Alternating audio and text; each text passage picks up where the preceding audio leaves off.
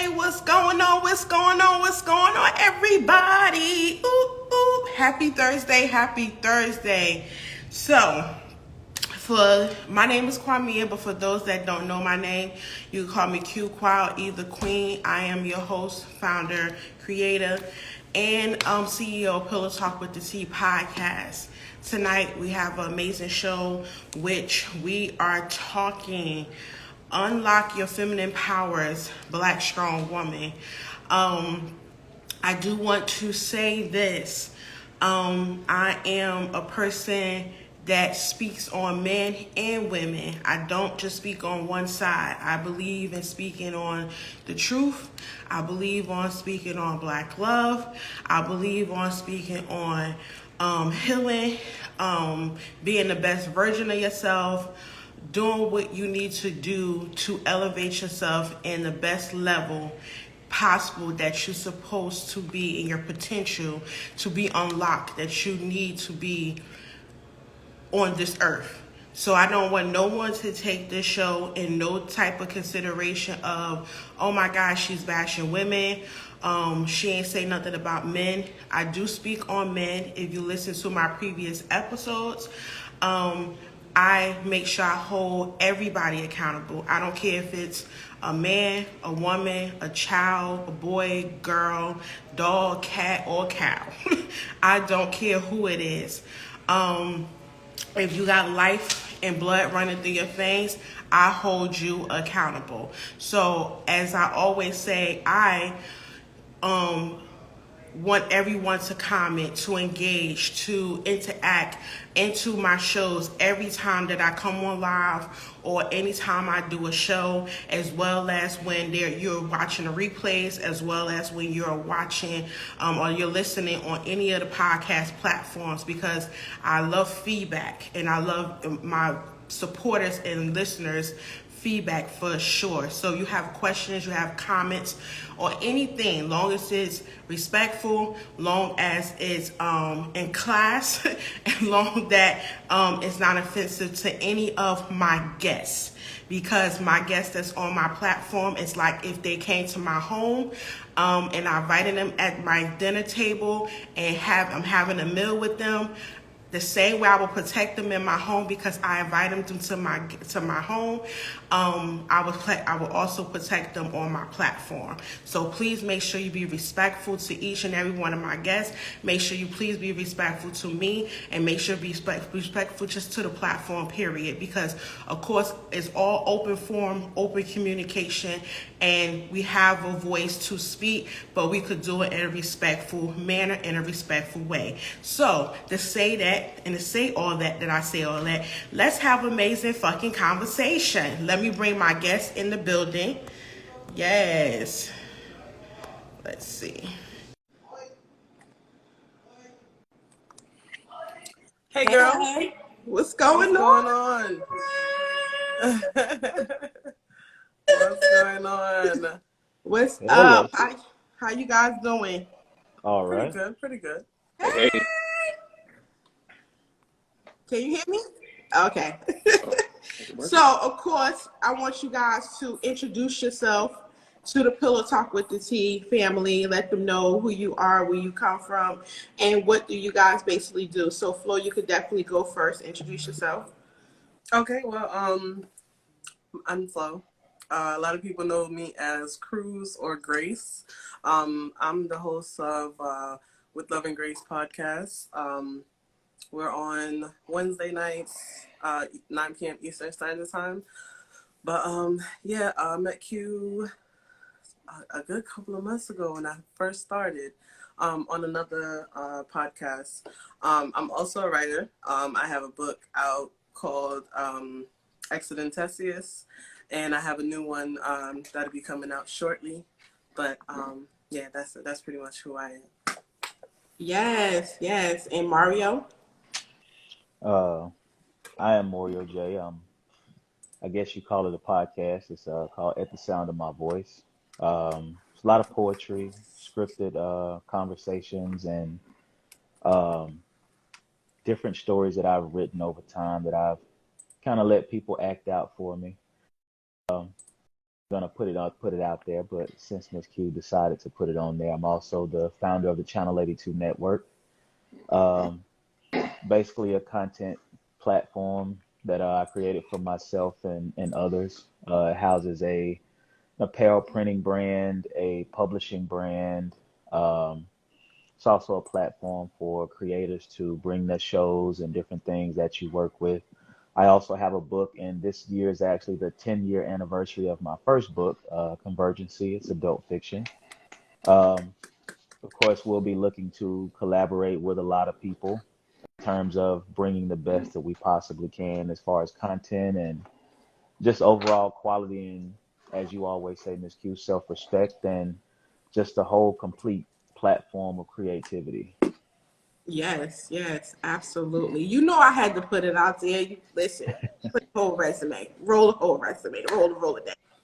And of course, last but not motherfucking least, Derek. Hey everybody, my name Introduce is Derek yourself. Jones. Can you hear me? Okay, cool.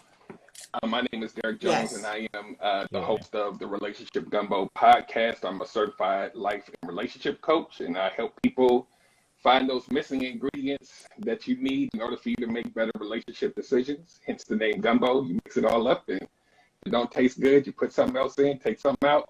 So I'm the guy that goes in and figures it out. So yeah, the podcast airs every Wednesday at 8 p.m. Eastern Standard Time, and soon, I would say in about a week, the next thing coming is the Relationship Gumbo Love Academy, which is going to be like an online relationship academy, so you can get all your content on demand. And it's going to grow over time, but I want to get that started because I can only be but so many places at once. So that allows people to go in and get what they want. Same me, we're going to have fun. It's not PowerPoint slides or none of that. We're just going to talk and get that information. So I'm excited about this. It's been a couple of years coming, but I'm finally getting it together. So that's it. Yes, absolutely, absolutely. Welcome, you guys. I appreciate you guys for coming through and, you know, having this amazing conversation. Of course, tonight's topic is called Unlock Your Feminine Power as Black Strong Woman.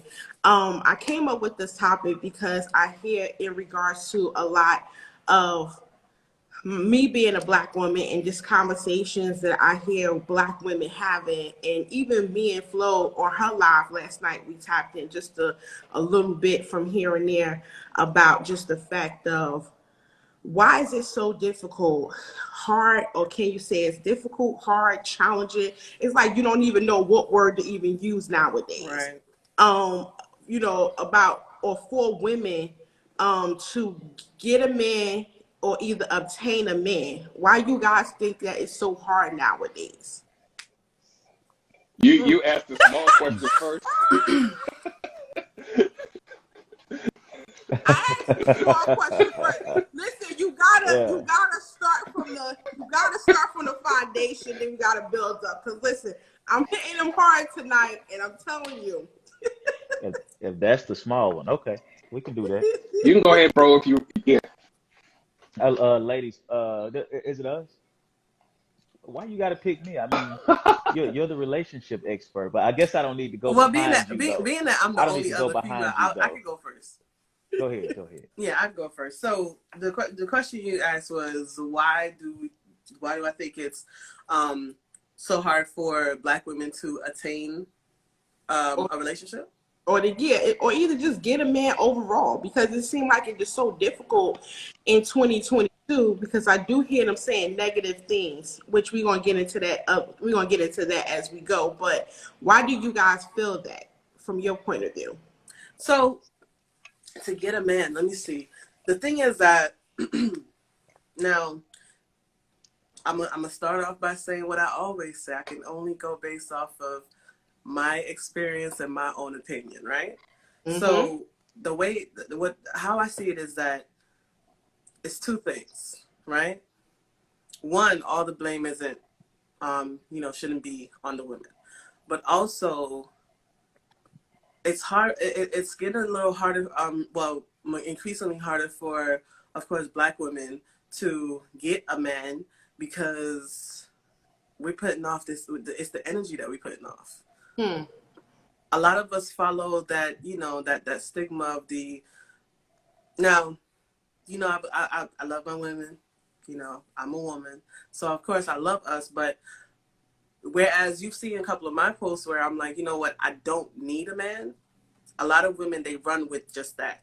They don't take the whole context of, I don't need a man, but I would love to have one, or I want one. Because the thing is that, of course, from my philosophy of things, a woman or a man, they shouldn't be a need for each other. They shouldn't be dependent on the other, right? There should be a want, because when that need is fulfilled and it's no longer there, then of course, that person, they're not gonna be around. Like, you basically gonna throw them off to the side. Versus if you want that person, whether that need has been fulfilled or not, you're gonna always want to have them with you. You're gonna always want to have that interaction, right? So I think that's what it is. A lot of us women are too stuck in the, I don't need a man, I'm independent. And when you're meeting a guy and he's looking at you and he's hearing these things that's coming out of your mouth, then of course he's not gonna, his idea of you, even if it was to court you to be in a relationship with you, that changes. Yeah. I know that. So I only called first because it's probably about 50 answers, but I'm gonna pick a couple and just run with those. Because it's so many different flavors of like how people interact, different socioeconomic classes, different traumas people deal with, and all this other kind of stuff. So when you say why can't a woman get a man? So I'll start with a broader topic that ties into this. I think, and this is my opinion, so I always like to lead with that. I think we're in a period now, and we've been in this period for a while, that I call a period of, I think, like, we're correcting ourselves, and whether that correction is positive or negative, we're being corrected. And what I mean by that is, we went through a period where men were head of household, leading whatever, the woman was just, stay-at-home mom. And then we graduated into an era now where you have a lot of competing energies now, because women are getting a bag. So there's going to be a contingency of men. I hate to use this as an analogy, but I always liken it to like Trump supporters. There are men who want the old regime with the new woman. It doesn't work, right? You have women who are now modernized and they're making money, and now they demand more of the men. Now you have some men that are going to level up. You got some men that's happy where they at. Now you have women who are living in a modern 2022, and they're saying, I need you to level up. And some of them are saying, I want you to level up, but I also want you to be a provider, even though I got the bag and I don't need you, and I need you to be traditional, but I'm going to be and so it's like all of this stuff, and everybody's confused because there's so many people that's riding it, and you have women that want to play that original traditional role, and everybody's out here trying to figure out who fits who. And then when you add on like trauma and relationship stuff on top of that, it becomes a challenge. And because it's so much of a challenge, everybody wants to point the finger. It's the men, it's the women. There's no communication in between that brings it together. You see forums empowering women. You'll see this whole red pill alpha male community, and they're saying another thing. And that you rarely see things that champion the communication between the two. So everybody's out here just kind of doing whatever. And then at some point, people get frustrated to the point where they like, you know what, I'm good. I'm 40. I got the bag now. It is what it is. I've been married before. I've been divorced twice. I could really care less. I'm going to just be single. That woman, for some reason, still wants to date, though. They still, in the back of their mind, they want the relationship, but they're not saying it. So now, like she was saying, the energy that's out there, it's all like, forget y'all, even though I only dated 3 dudes, forget all of y'all. And that energy is going to bring back exactly what you said. So I'm like I said, I can do this all exactly. So I'm going to go ahead and stop.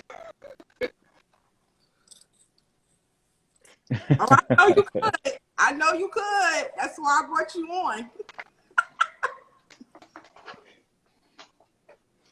Well, I feel like, well, first of all, I agree with both of you, and I definitely agree with you, my guy, because there's so many different reasons, and I think for me, what I've experienced, one of the biggest reasons is that on both sides, we, like you said, at the end of it, you get to a point where you're just like, forget it.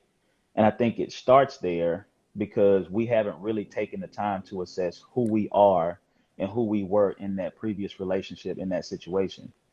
And Mm-hmm. I've said this several times before. When we get in a relationship, we abandon everything that we said we would or wouldn't do once somebody just infiltrates whatever that space or whatever those boundaries were before, and we Mm-hmm. start spending time that originally we didn't have time to spend. We start spending money that we didn't originally budget for. And so, I mean, anybody that's ever tried to budget at home, once you break the budget, you crack that first bill, you're going to keep spending. And Yep. so, especially if you feel like you convinced yourself that it's something that you need at that time. So, let's say that woman meets that man that seems to check off a few boxes, he might make her forget those other boxes. Let's say that man meets a woman that checks off a couple of boxes, but he hasn't, and us as men, we want to be alpha males, but at the same time, we have to find a vulnerability within ourselves to still be able to be submissive when the time is right, so we can actually receive that woman properly and understand that, man, she has trauma, she has things she's gone through. And I think some people misinterpret trauma for it only being some huge event. There are different types of traumas that women have gone through. And honestly, to me, childbirth is a trauma. Childbirth to me is something that changes a person. I know for me as a father, it changed me overall, just being there, my head beside the doctor's head when the baby's coming out. That's a big thing for me. So it changed my perspective on how I needed to present myself, even in that relationship with her mother. So if over time we change our perspectives of who we want to be, we also should change our perspectives on what we're going to accept. And the thing about it is, we don't hold true to those guards. We don't hold true to those standards because we don't hold true to who we say we want to be. And we're our best selves when nobody's around. We're our best Mm-hmm. selves when we're talking about all the stuff we want to do, we want to be, and we're planning. But as soon as someone doesn't co-sign that dream or that vision, then we adjust to somebody else's perspective or we adjust to somebody else's standards. And if we're going to speak particularly about women, I don't like to do it, but since that's the question, since we're going to speak particularly about women, then when women meet that guy that checks off some boxes, the first issue is she lets all of her walls down. And I always ask somebody I date, I said, look, don't let your walls down. Please don't do it for me. Don't just let them down because I'm nice. I'm not the worst looking thing in the world. So don't let them down for me. I need you to hold me to the same standards, because what I don't want you to do is catch a red flag and assume that it's the same flags you've been up against, and then you immediately send the wall back up. Now you're not even receptive of what I have to offer as a whole, because you Yes. because you didn't spend that time getting to know yourself. You didn't spend that time not necessarily dating yourself, but dating your vision, dating your dreams, dating your ambitions. Because you can get the bag, but what is the bag to you? Is the bag monetary? Is the bag education? Is the bag being a better parent? Did you take time away from your family when you were with this last person or in these other relationships? There's like so much you need to unpack by yourself before you bring your baggage to a new situation and hope that that person understands something that you have yet to take the time to understand yourself. Mm, mm, mm, mm, mm. Just said a whole mouthful. At I like this guy. Hey, what the mic chocolate? He said listen, so much and still not enough all I'm, at the I'm same time. joking. I'm No, I joking. mean, I'm joking. I I'm mean, joking. you said a lot too, but I'm saying like poetry. listen. I know what I do when I do it. So in regards to just getting the, what do you guys think the struggle of them maintaining and keeping them? Oh, I like this Well, question. I do want to answer that one. I do want to go with that one. I won't talk this long, I promise. Um, I know for me personally, me being the type of man I am, don't make up my mind for me. Mm, Don't don't assume that simply because I do you're used to a particular thing, that's just Mhm. how it is. I'm open as much as I can be. I'm as transparent as as much as possible, but I can't read you, so don't expect me to try to just figure out what's on your mind through sign language. I gotta hear you. I gotta understand where you're coming from because I can get the nonverbals. When I first met my wife, she had 3 kids. So the first thing comes to my mind is that she's been through something. You can't tell me a woman that has a kid hasn't gone through something because the father's not in her life. Maybe in the mm-hmm, kid's life, not saying that the father's not there, but if she's not with him and she's open, she's mm-hmm, been through something. So if she has more than one, she's been through multiple situations that did not work out. To me, that's another trauma that she's had to deal with. So in order for her, in whatever particular case, to keep me, she's going to have to lay it on the table because I'm going to lay all of me on the table. And in order to keep me particularly, I need you to not necessarily just trust me wholly, but have some sort of higher power that you believe in that you know is a whole lot bigger than your perspective.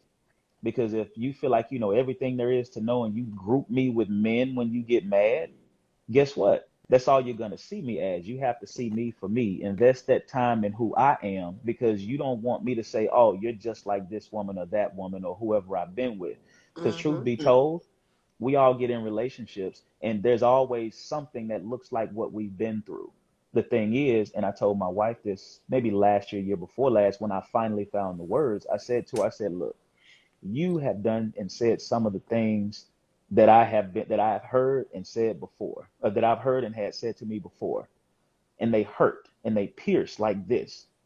But I had to understand that you do them for a different reason. Now change my perspective of what that means coming from you.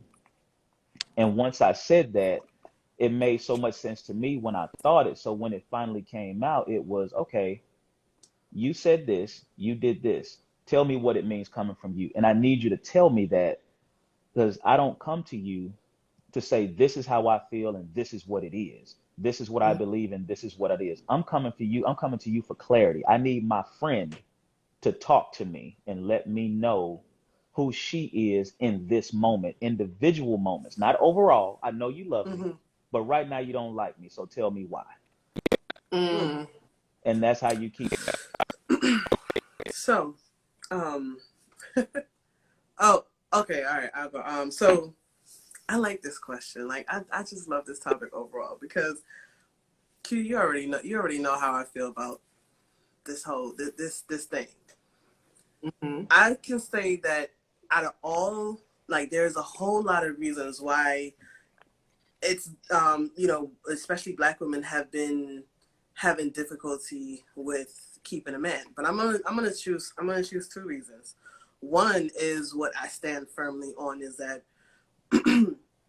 we see the guy, and it's something I mentioned last night. We see the guy and we see him for who he is. We see exactly who he is, right? Mm-hmm. Um, Mm-hmm. but then we also, because we are, it's in our nature to see the best in someone. It's in our nature to see the potential in men, especially a man that we want, right? So Yeah. seeing that potential, we go into the relationship with that potential in mind. Like that's the forefront, right? We're not seeing him for who he is. He's not right for us. He's doing all of this that's showing that this isn't who you're supposed to be with. But because he has the potential to be that person, that is what we hold to.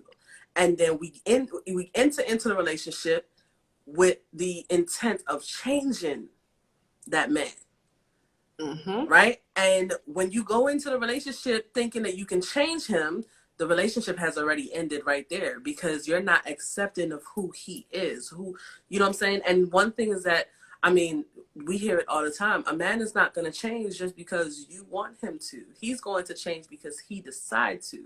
And he also not gonna change because a lot of women think because they got good pussy, they gonna change too.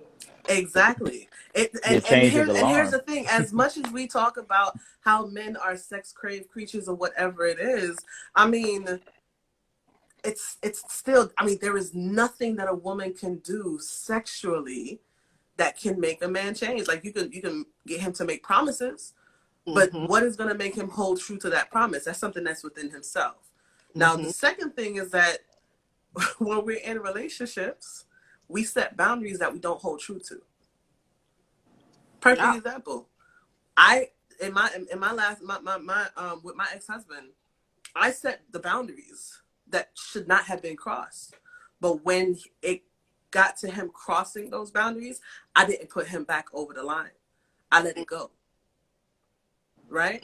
You can't be in a relationship with somebody and expect them to respect you if you don't respect yourself. And respecting yourself is holding true to the things that you know that is just not acceptable. You're not going to accept it from anybody else, so you should damn sure not accept it from the person that you're loving, the person that you're sharing a bed with. Yeah. Yeah, Exactly. I'll slightly piggyback off that. I think when you're talking about keeping a man, and with, like my brother said, we're talking about women tonight, so I'm trying to keep my focus there. Because I always try to be objective and kind of like, let everybody share a little bit of the blame. But I think one of the biggest things that I learned, even in my marriage, and a little bit before that, before I changed into the outstanding person I am today, I feel, well, I don't even say I feel like I know this. A lot of times women will have the expectation that their man will behave, will emote, will share the same way you do. We don't. We're different. We may get similar information. It's just not going to look the same. It may not be as verbose, right? And so a lot of times women get pissed that their man isn't sharing enough with them. But you forget that most of us were never shown, taught, never had to be this way, right? When you do find men that are very emotional intelligent, it's not because we were born that way. We had to go against the grain with our boys and people we grew up with. It's not easy, and most men never learn that. And so as you see with this man just providing, he's doing all this stuff, you're like, I'm missing one piece. I just want him to be more sensitive. I want him to share how he feels. You may not do that. But here's the thing. When you start yelling and complaining about the fact that you're not getting it, what you're doing is that you are putting a wall that you may never break down. Because we always talk about tone, safe spaces. Yes. I hear a lot of women and online, even people that I'm saying, well, I was one that my shot have to code and cater to a grown man. He should already know. No, we don't always all know every day. So sometimes if a man is feeling depressed, if a man is feeling stressed out, he may say, I'm tired, give me a minute. Right? A lot of times women will say, tell me what's going on. Like, I want you to talk to me. You want him to emote like a woman does. And we're not built that way. But that I'm tired. You just say that and say, I really had a long day. If you want to talk to me later, I'm here for you. And walk away. Let him be back on the platform for a minute. You can translate. Right? But a lot of women see that as, Yeah. why should I have to be a grown man? No. We feel things, we go through stuff, we deal with a lot of the same emotions. It just doesn't look the same because we're not the same. So I'm right there. And I'm getting breaking up there. Well, Gotcha. I do want to add. I want to add one more thing. Yeah, we can hear you. I No, heard you. wait. They saying that they can't hear Derek. I'm not sure why you. And you know what? They can't hear Derek. I can't see the comments. Oh wow. I would Well, like. Instagram is on one today. Derek, you want to go? Yeah, I Come want to add something else that will to it. work. Let me go out and come back in also. Go ahead, Mario. I want to throw a phrase out there. and it's going to sound familiar. It is equal opportunity, love in a relationship. Mm-hmm. And I say that because in a relationship, a lot of times when we get in it, we have put our foot down where we are. And we say, this person is going to have to meet all these expectations, not realizing that we haven't met those expectations with ourselves. So we get in the relationship and we don't give out what we hope to get back. So Yeah. if I say, if I meet another person, this, that, and the third, they have to be this, they have to be that. But then what happens is when that person comes to you the same way, when that person comes to you and says, well, you have to meet these standards, everybody gets offended because both of you have set those boundaries. Because this is the other side. Sometimes people that they abandon those standards, they abandon those morals and things that they've developed that they want to see themselves a part of. Other times they hold so true to them that they don't give that other person any room to develop inside of the love that they're trying to build together. And I think a lot of times women have been through so much that when they get into another relationship, they say he has to have this much money, he has to dress like this, he can't have this, he can't have that, it has to be this or that way. And I could tell you all my business, but I'm gonna just say I walked into my relationship at a very imperfect standpoint in terms of my status, not necessarily, wanting to be not necessarily not wanting to be in the relationship, but I didn't have everything together that I was working on. And, but I knew everything about me wanted to give whatever I had to her and not take her through what she's been through. The issue with that is when a woman has already set herself or set her sights on what she won't accept, Mm-hmm. when as soon as she sees something in that relationship, she takes a step back. And a very strong and overused term or overused phrase is you're too independent. And in my opinion, there's no such thing as you're too independent. It's how you share that independence together. And that's what you bring to the table, because I want you to be independent. I don't want you running up behind me. Do I want your support? Yes. Do I want you to want to know where I am? Yes. Everybody wants that love and that connection. But at the same time, I want something that you have for you, for me to support you. So when I have something, you understand what it means to dream and have a vision, and you support me. That way, when we're apart, we do what we got to do. In this modern time of where we are now, we can look at the way it used to be traditionally, where the man goes out and they don't talk all day. So he has a lot to talk about. She has a lot to talk about. Well, what if we both went out, got the bag, and came back and discussed what it took for us to get the bag? Now we have the tradition. We have us growing in love. We have us communicating. Put your phones down for a little bit. Yeah, I made it to work, but all right, you handle your business during the day. I'm going to check in on you. I'm going to send you a little sweet text. I may flirt with you a little bit, but I got business to handle.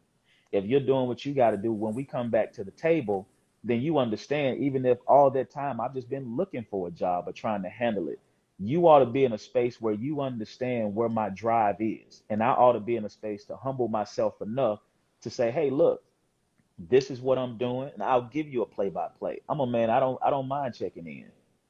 But when I check in and I'm letting you know what's going on, that's when I really need your support. Because if I came home and I've been hitting the pavement all day, no matter what I'm doing, you ain't got to throw me a party. But understand that when I get back, you may not have to fix my plate, but I need you to understand that I've been going out there getting it for us. Because at that point, it's not about me. It's about me having your back. And if you got my back, we don't have to worry about who's covered. Yeah. Absolutely. Absolutely. You know, Lord Jesus. it's funny Taking because us to church. it's funny because you said something. You said something that kind of is like, where you talking about building up that wall, like, and that's something that is, I'm guilty of it for sure. I mean, but how do we, once that wall is built up, how do we tear it down? Because you have to understand that, by human nature, right?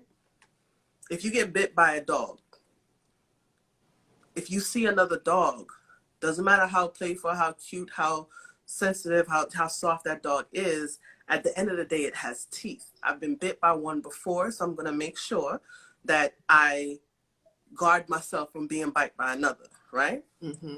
As much as people will say, oh, he's, just pet him, he's cool, you just let him smell you, let him get familiar with you, that guard is still going to be up. How do you tear it down? Because if you go into a relationship, if I go into a relationship or dating somebody and that person hurt me, and then another guy hurt me, after a while, the bricks start to stack up.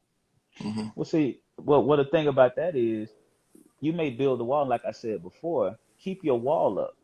You don't have to take the wall down, but eventually, that wall comes down on its own. Nobody wants to give all of themselves in a situation they're unsure of. But if you're in a situation you're unsure of, you need to take a step back and see if you can really see this person. Because can you really see that person for who they are? Can you see them in their wall? Can you see what they've built up over time? Because a lot of times we don't want to have to prove ourselves to anybody. We don't want to go in a relationship saying, okay, I want to prove myself to you. I want to make sure you know and understand that you're not going to do this to me. You're not going to do this. You're not going to do this. Once we start going into the relationship saying, okay, well, all right, you showed me something. There go another brick. You showed me something else. Here's another brick. While you got that wall and you got your privacy, take care of you first. What's your vision like? What are you really doing for you before you enter in that relationship? Because I feel like if you enter into a relationship and you have a clear vision of who you are and what you want to do, then you don't have time to spend this extra time, and they're going to see you about your business. Because I can't speak for every man, but my wife made me step my game up, and I felt like I was on 10 already. And a good woman, once a good man in his mind finds a good woman, he's going to feel like, man, let me either keep this going or let me build some more, so that way I can take care of this woman that's had to take care of herself for so long. I'm not going to be afraid of that wall. I'm going to be afraid that I'm not able to be exactly what you need me to be. So instead of me spending so much time trying to figure out what you're doing or why you're not doing this and this, let me build myself some more and try to hopefully give you that confidence that even though you're independent, let me try to provide that extra security that no matter what's going on, I'm going to support your vision, and I'm still going to go get it. And I'm still going to be the individual that came into this relationship to try to join you. But you can't just tear that wall down. That's time. It takes time to pull that wall down, and that wall goes down on its own. But you can't spend time trying to focus on that man or that individual that's making you feel this way. Because if they make you feel that way, there may be some internalizations that you need to take just for yourself, by yourself, or you're not really being honest with yourself about what this relationship is if you're seeing those red flags, but you're still there. But another thing, I'm sorry, go ahead. No, I wasn't. No, I'm just saying, yeah. Oh, no. So I was going to say another thing, too, is that we realize that we are, like, as creatures, we are so afraid of being alone. Because a lot of that learning of yourself and knowing of yourself and all of that, it takes time. You cannot figure yourself out when you're with somebody trying to figure them out. It's not possible. So you're going to have to isolate yourself, and you're going to have to spend a lot of that a lot of that time getting to know yourself, knowing what you like, knowing, how you like your food, and, what do you feel comfortable dressing in. You're going to have to spend that time with yourself, because if you don't know how to please you, how you expect somebody else to please you? Exactly. If you don't love yourself, how can you recognize somebody else's love for you? That's true. And that's the thing. We're so afraid. We're too afraid of being alone, when actually it's not as bad as people make it out to be. Being alone is actually a good thing. If you can deal with being by yourself and being happy, right? If you can find your happiness in being alone, you can be with just about any person. Yeah. I personally think so. And that's that's what I end up always saying too in regards to that, because even me getting out my last relationship that lasted 5 years, and the only reason that ended due to the fact that I don't do long distance relationships, and I'm the one that moved. And doing that, it's like it took me time to, again, had to relearn myself, had to know the new me, had to find out what it is that I like or don't like, and just, learning myself all over, but also coming to back to that place of me just being with me. And I never been that female that rushed into a relationship. Especially even if I have friends who say, the whole quota to get over one is to get under another one. And I'll be like, what the fuck? Like, I'm like, first of all, isn't that like damaging? Isn't that like crazy? Like, even when he leave, you still gonna be by your fucking self. So it's like I always took time, and because of that, I found more happiness in with myself, and that's why I said with any new relationship that I get into in the future, and me being open to wanting to be with the partner to also get remarried because I was once married. They will have. That's why I said I'm very particular in my prayers because I want the man that's going to not accept, but can I say accept and understand that I am the type of person that love her in the individuality, love her a long time, and I just need that space. Because some people come and don't understand. They really don't. But go ahead, Derek. I just wanted to say this whole thing about walls, right? I think a lot of times, and it may touch on some of the things that you guys have said already, but a lot of people don't realize that wall is yours, right? A lot of times people look for other people to break the wall down, but that's not their job, right? If you have any kind of trauma, you got these ex-relationships that you got relationship PTSD, and now you still out here on the dating scene, hoping somebody's going to break your wall down. If I show up, if I'm the guy that you're dating, if I show up as the best version of myself and you have erected healthy boundaries, you have the little standards and your discernment, then you get to decide when the bricks come down. I'm not going to perform for you like a circus clown because you want me to do some tremendous feat to break down this wall that you done built up over 10 years. That's not my job. My job is to come in, help you to trust me, make you feel secure. Maybe we fall in love one day because I'm me, right? I'm not going to be like, well, damn, the other dude, he always hid his phone. So every day I'm going to show her my phone to make her feel comfortable. I'm not, back in the day, one of the things I used to have to say was I have to give the disclaimer way, way, way back in the day. I'm a whole husband now, but way back then, right? I used to always tell women because you know, guys, we know when you got some trauma with you by just how you treat us or whatever, and then we choose to go forward or not, right? So I used to always say, wait, is that about me? And I used to always tell them, this wrong. I used to always look around like this, like that ain't for me. So I don't know what needs to happen, but that all of that steam, that ain't me. I'm over here chilling. So it's. And then a lot of times when guys deal with people who have those walls that nobody can get through, sometimes we make some toxic decisions because you might look cute or you got something else we like and we go forward knowing that it's a lot of damage there. But those walls that a lot of women build up that nobody can get through, but yet you still want to date, it doesn't compute. You're going to have to find somebody that's going to be probably the antithesis of what you need, because you making that person try to break it down. You might need to go get some therapy. You need to figure out, like somebody said earlier about the boundaries. You meet a certain type of person and all of that stuff goes down. Of course you got a wall because you letting in everybody. Exactly. And that's the thing. I mean, well, okay, if you compare it to the house that you live in, right? If you keep letting people in and out of your house, sooner or later, you're not going to like being in that house, right? Because when people come to your house, whether they purposely do it or not, they leave behind something, right? And it's that energy.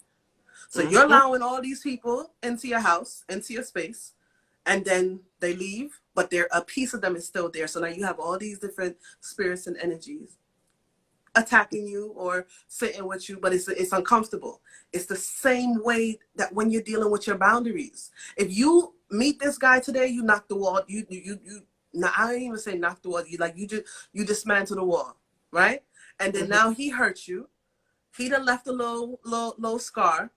You done built the wall back up. Another dude come and he look, kind of, all right, let me go ahead and let it down. Now there's another scar. Sooner or later, just to move your arm, you're going to hurt. You know what I'm saying? Just to look at another guy, it's going to hurt because you have all these scars all over you and you're not giving yourself that time to heal. That's the problem. We are not taking the time to heal, and we are constantly looking for somebody to be a companion. And it adds to another thing that I always say. You have to find happiness within yourself. And then when you find that person, the right person, they don't replace the happiness. They add to it. You know what I'm saying? So if you don't love yourself, if you are not happy within yourself, you cannot. It's absolutely impossible for you to be able to accept the happiness that other person brings to you. It's impossible for you to see and accept the love that they're trying to give to you.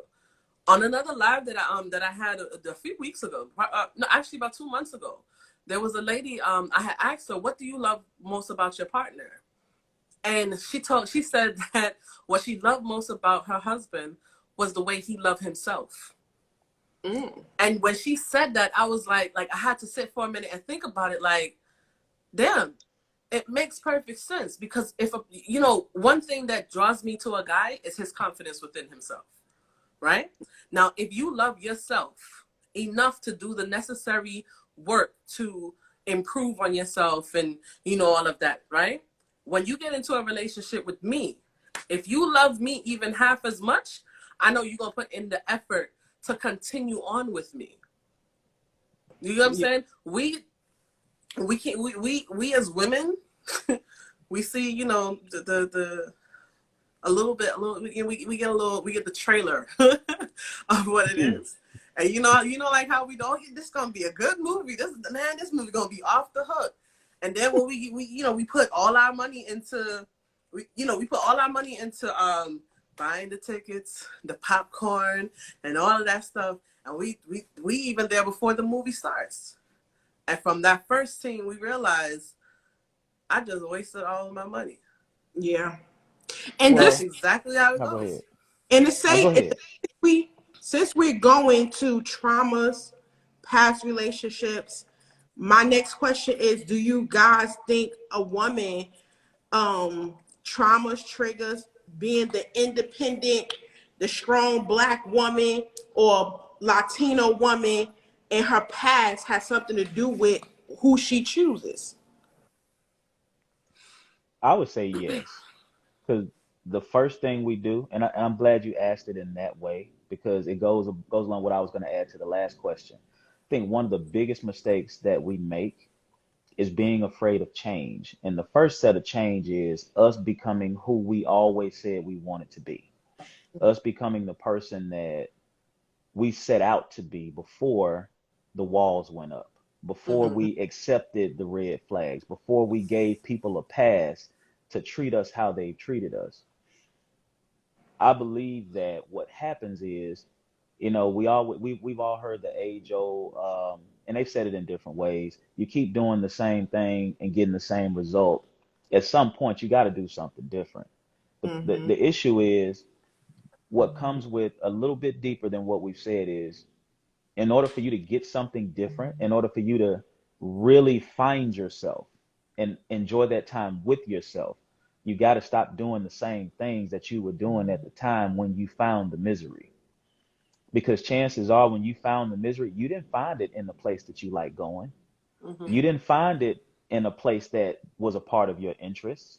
You didn't find it in a place that added to your happiness while you're alone. Because if you're only thinking about being alone, then you say you're a writer, young lady. How many, you go to open mics, you go to different things that are pertaining to literature, you go to things that are going to enhance who you are as a person as far as your interests. So when you do that, not to say you're not going to meet somebody who's going to mistreat you, but when you go to those places, you learn more about yourself and what you enjoy. You learn more about that vision that you have for yourself. So when you go through those traumas, if you put up a wall, if you've done all these different things, the one thing you don't abandon, I had to tell myself this because this was something I had to learn for myself. many times if we have a vision, we put aside that dream and that vision when we see that that other person needs us. All Yes. of us have that hero save them come when we meet somebody, when we see, okay, well, I can do this later. And let me make sure they're okay, since I can motivate me other and I'll play catch up. And I've put businesses on hold. I've put different because I design also. I put design stuff on hold. I even thought about just stopping exactly what I was doing at the moment that I knew I was doing for my relationship. I put that on hold because I felt like since I got me together, let me help them get themselves together, and me fully knowing that it was going to take some time. And women do that all the time. They Absolutely. put themselves on hold to get somebody else together. But then when it comes to a head, she shouldered so much, but she continues to do it because it's familiar. She goes back to that past relationship because it's familiar. She knows, okay, well, I know he ain't shit, but I know how he ain't gonna be shit. I don't know how this new person's gonna be because when I get to him, that's a that's a new brick I got to put up. I don't even recognize my own bricks anymore. I used to be good on the sides, and if I wanted to step out a little bit, date a little bit, I could do that. But no, this one right here has me putting up so many bricks. I'm about to suffocate. Right. So, so when you go back to that same thing you're used to, you know he still messed with his baby mama. You know he still got this chick he used to date in high school. You know that you know whether or not he gonna keep a job. You know he's been working at this place for so long. You know that he does leave the toilet seat up. You know he don't help around the house, but you also know he got some good dick that won't quit. And Mm. all this other stuff you're willing to overlook because you also know he loves you when he says it. Now, all of those aren't mixed into the I love you, but just for example, when he says he loves you, you feel like, oh, well, he don't just say that to anybody. I know him. I know he ain't shit. So if he gonna spend this extra time with me, it's like you are willing to let go of so much because you're familiar with it. But this new Mm-hmm. person over here, it gets to a point as to where when they explain themselves, like this person sounds unbelievable to a point, and I'll share something from my past. I'm married now, so I can do like my boy did a minute ago. I'm a whole husband. Um, Back when, there was this girl I worked with, and she was bad. I mean, she was everything, and everybody wanted to talk to her. She had anybody she could talk to, no matter what. I mean, these guys are giving her money and all this other stuff. She had so much baggage. She was carrying so much trauma. And at a moment, she saw me as a different person than what they were. I didn't have the money to give to her. I probably would have if I did, but I'm glad I didn't. Mm-hmm. So I didn't have the money to give to her. But what she recognized with me was that I was different from that situation. All those situations. She had a married man giving her paying her bill. She had a married man giving her money. She had a kid that was fresh out of high school with his first job paying her bills. So when she saw me, let's say I got the benefits without having to pay for them. Mm. So the thing about it was, at one day after all this, I'm driving the car. I had a car, and she looked at me, and I was like, "Hey, let's go eat something." She was like, "No, you keep your money. I see you're trying to do something. So no, I don't want your money. I see what you're trying to do." I didn't know all this was going on until after the fact because they're looking at me like, "How does he get to do this, but I'm doing all of this?" Mm-hmm. So I didn't realize how much trauma she had been through until one day she got up. She looked over at me and she's like, "I can't do this anymore." She never told me why, but fast forward, come to find out, she went back to what was familiar to her.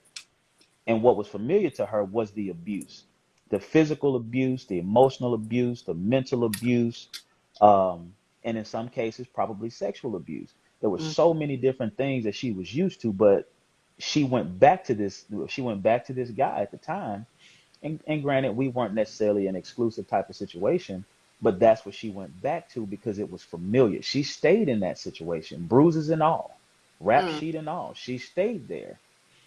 And I didn't find out till later from a family member that came to me and they were just like, one thing she never wanted to do was hurt you. So the best way to not hurt you long term was to hurt you right in the moment by saying, no, we can't do this anymore. We got to let this go. Yeah. And a lot of times some women struggle with letting go of both letting go of this situation that's a good idea, because at that point it's just a good idea. You're not committed to it.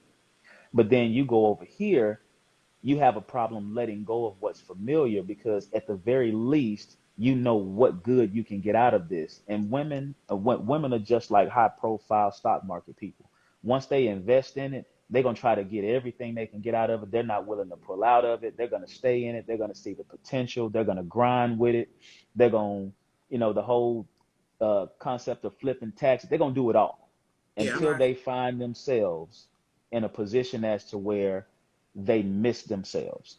Until a woman misses who she used to be, until a woman wants to see that same woman in the mirror. And I'm a spiritual person. Yeah. I've never told a woman, leave your man, he ain't shit. I've never said that. What I say is, before you do anything over here with this person, look yourself in the mirror. And if they have the same faith that I do, I say, whose image were you created in?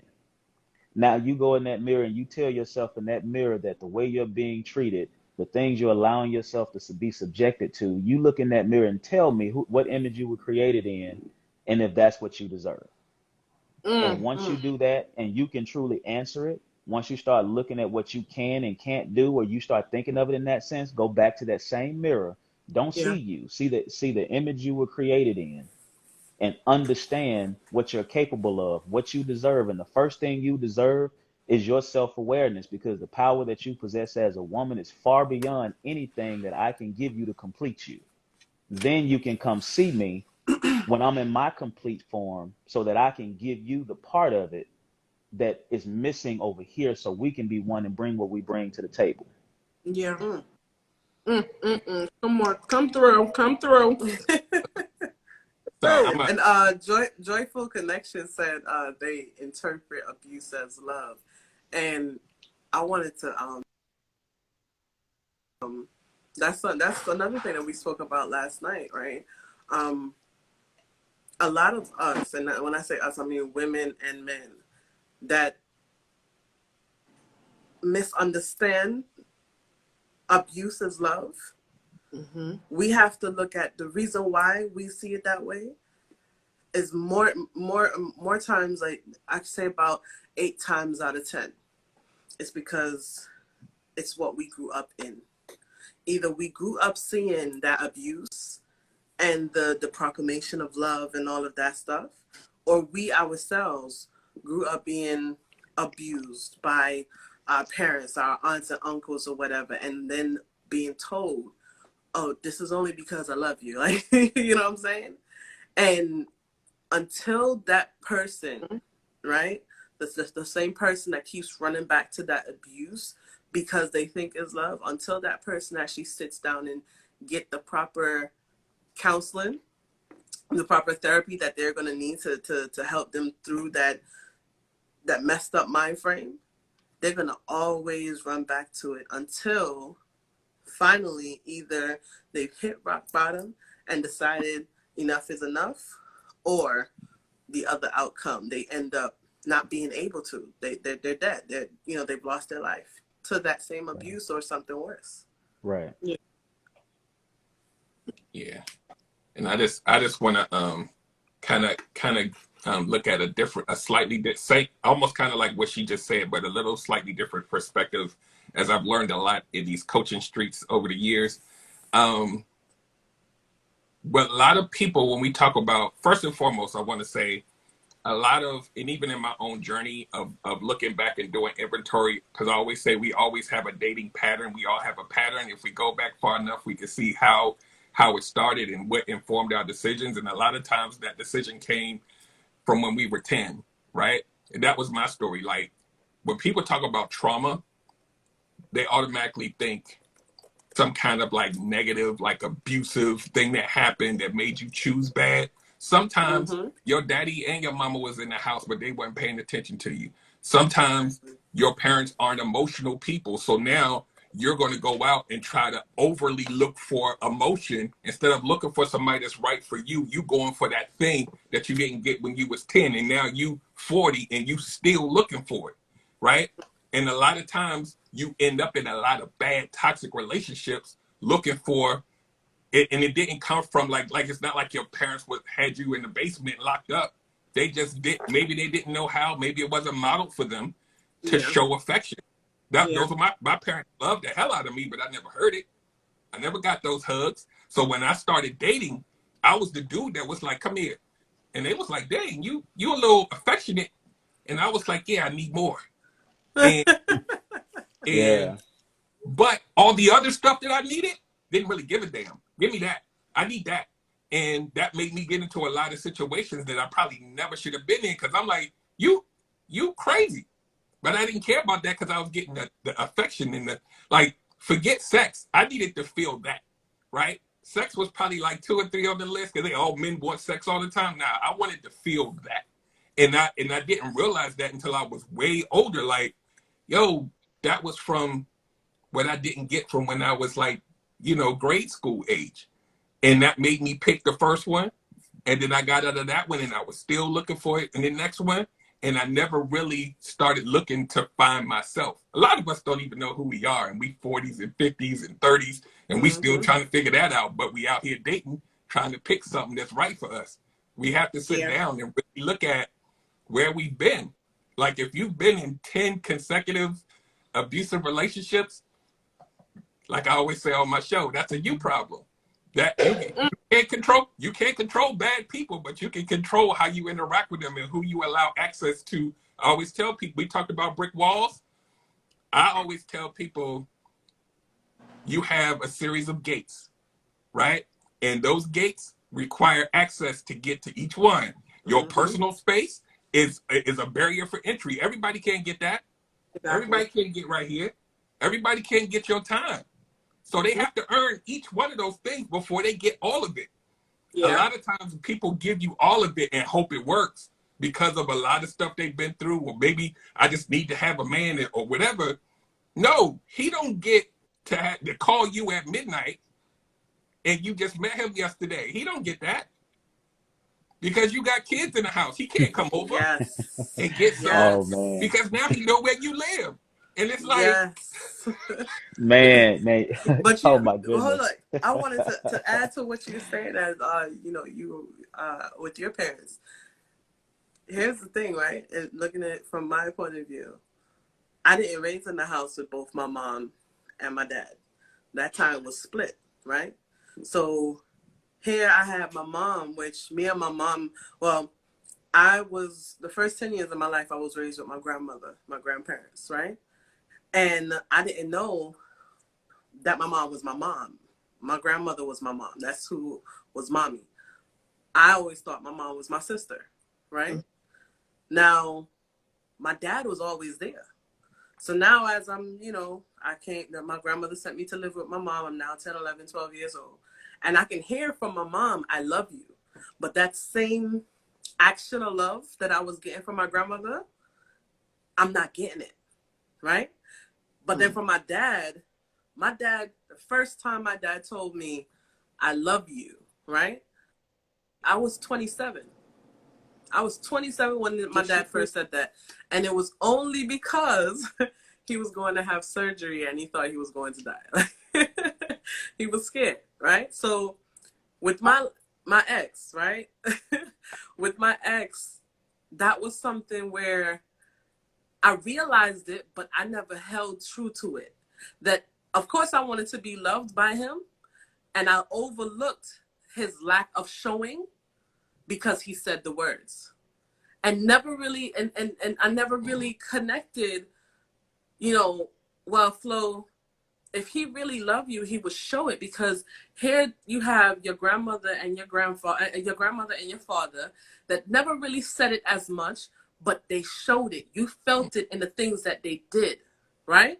Then you have, when your relationship was rocky with your mom, the one that continuously said, oh, I love you, I love you, I love you, but you didn't really feel it as much. And now you're in a relationship with a man to where now you can decide for yourself, right? Based on the examples that you were given, now you're with him and you can say, hey, it's an abuse of the word, because we all want to be loved. We all want to have that feeling of being loved, right?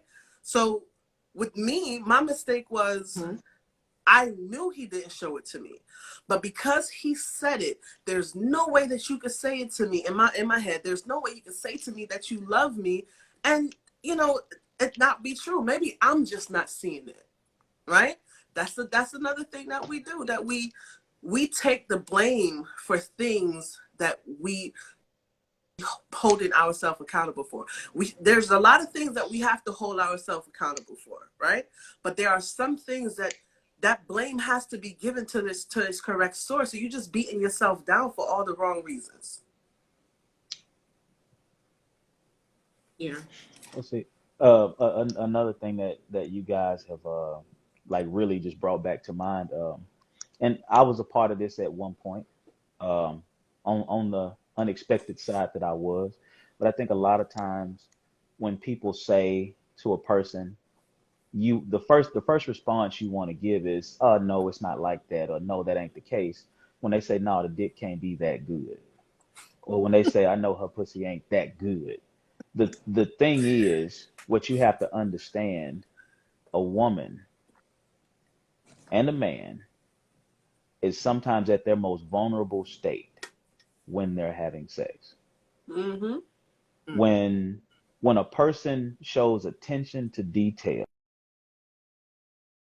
point in time, back in my, premarital days, way back when, you had to, I mean, that there was a certain way you had to be. It was nothing like, in my opinion, the way it is today.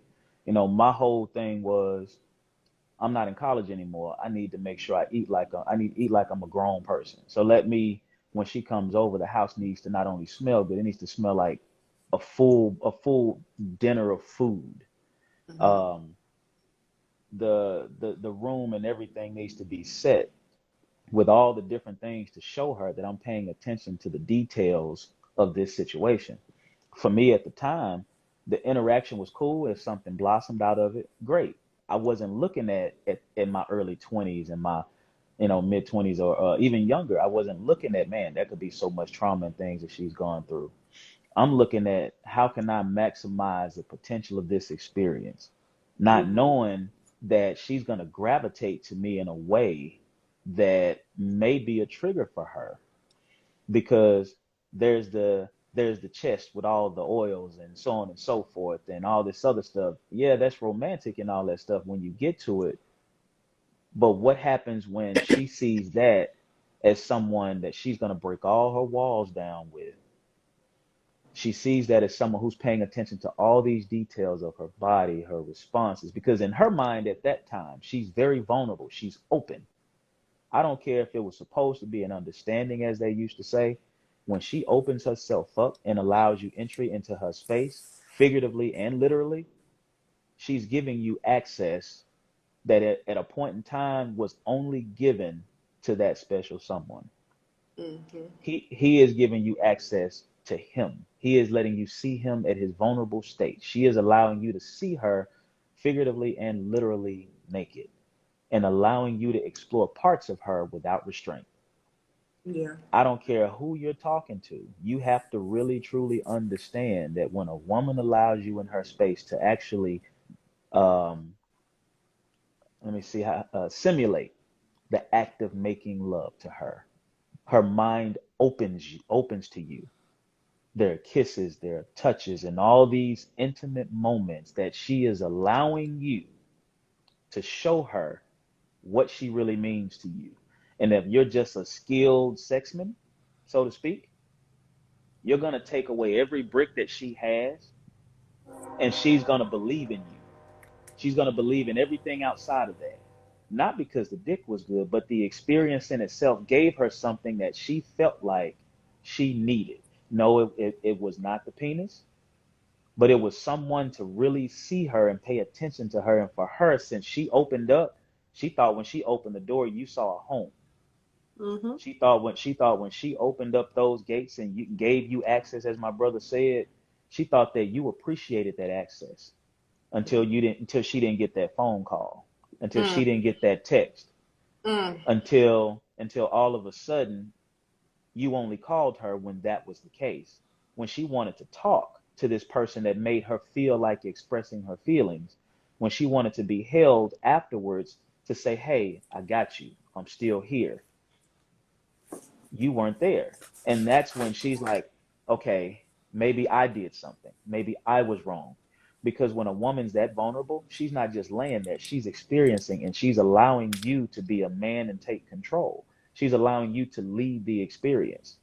So what happens when she thinks you're her leader at that moment, that she can not only be vulnerable, be independent, be submissive to?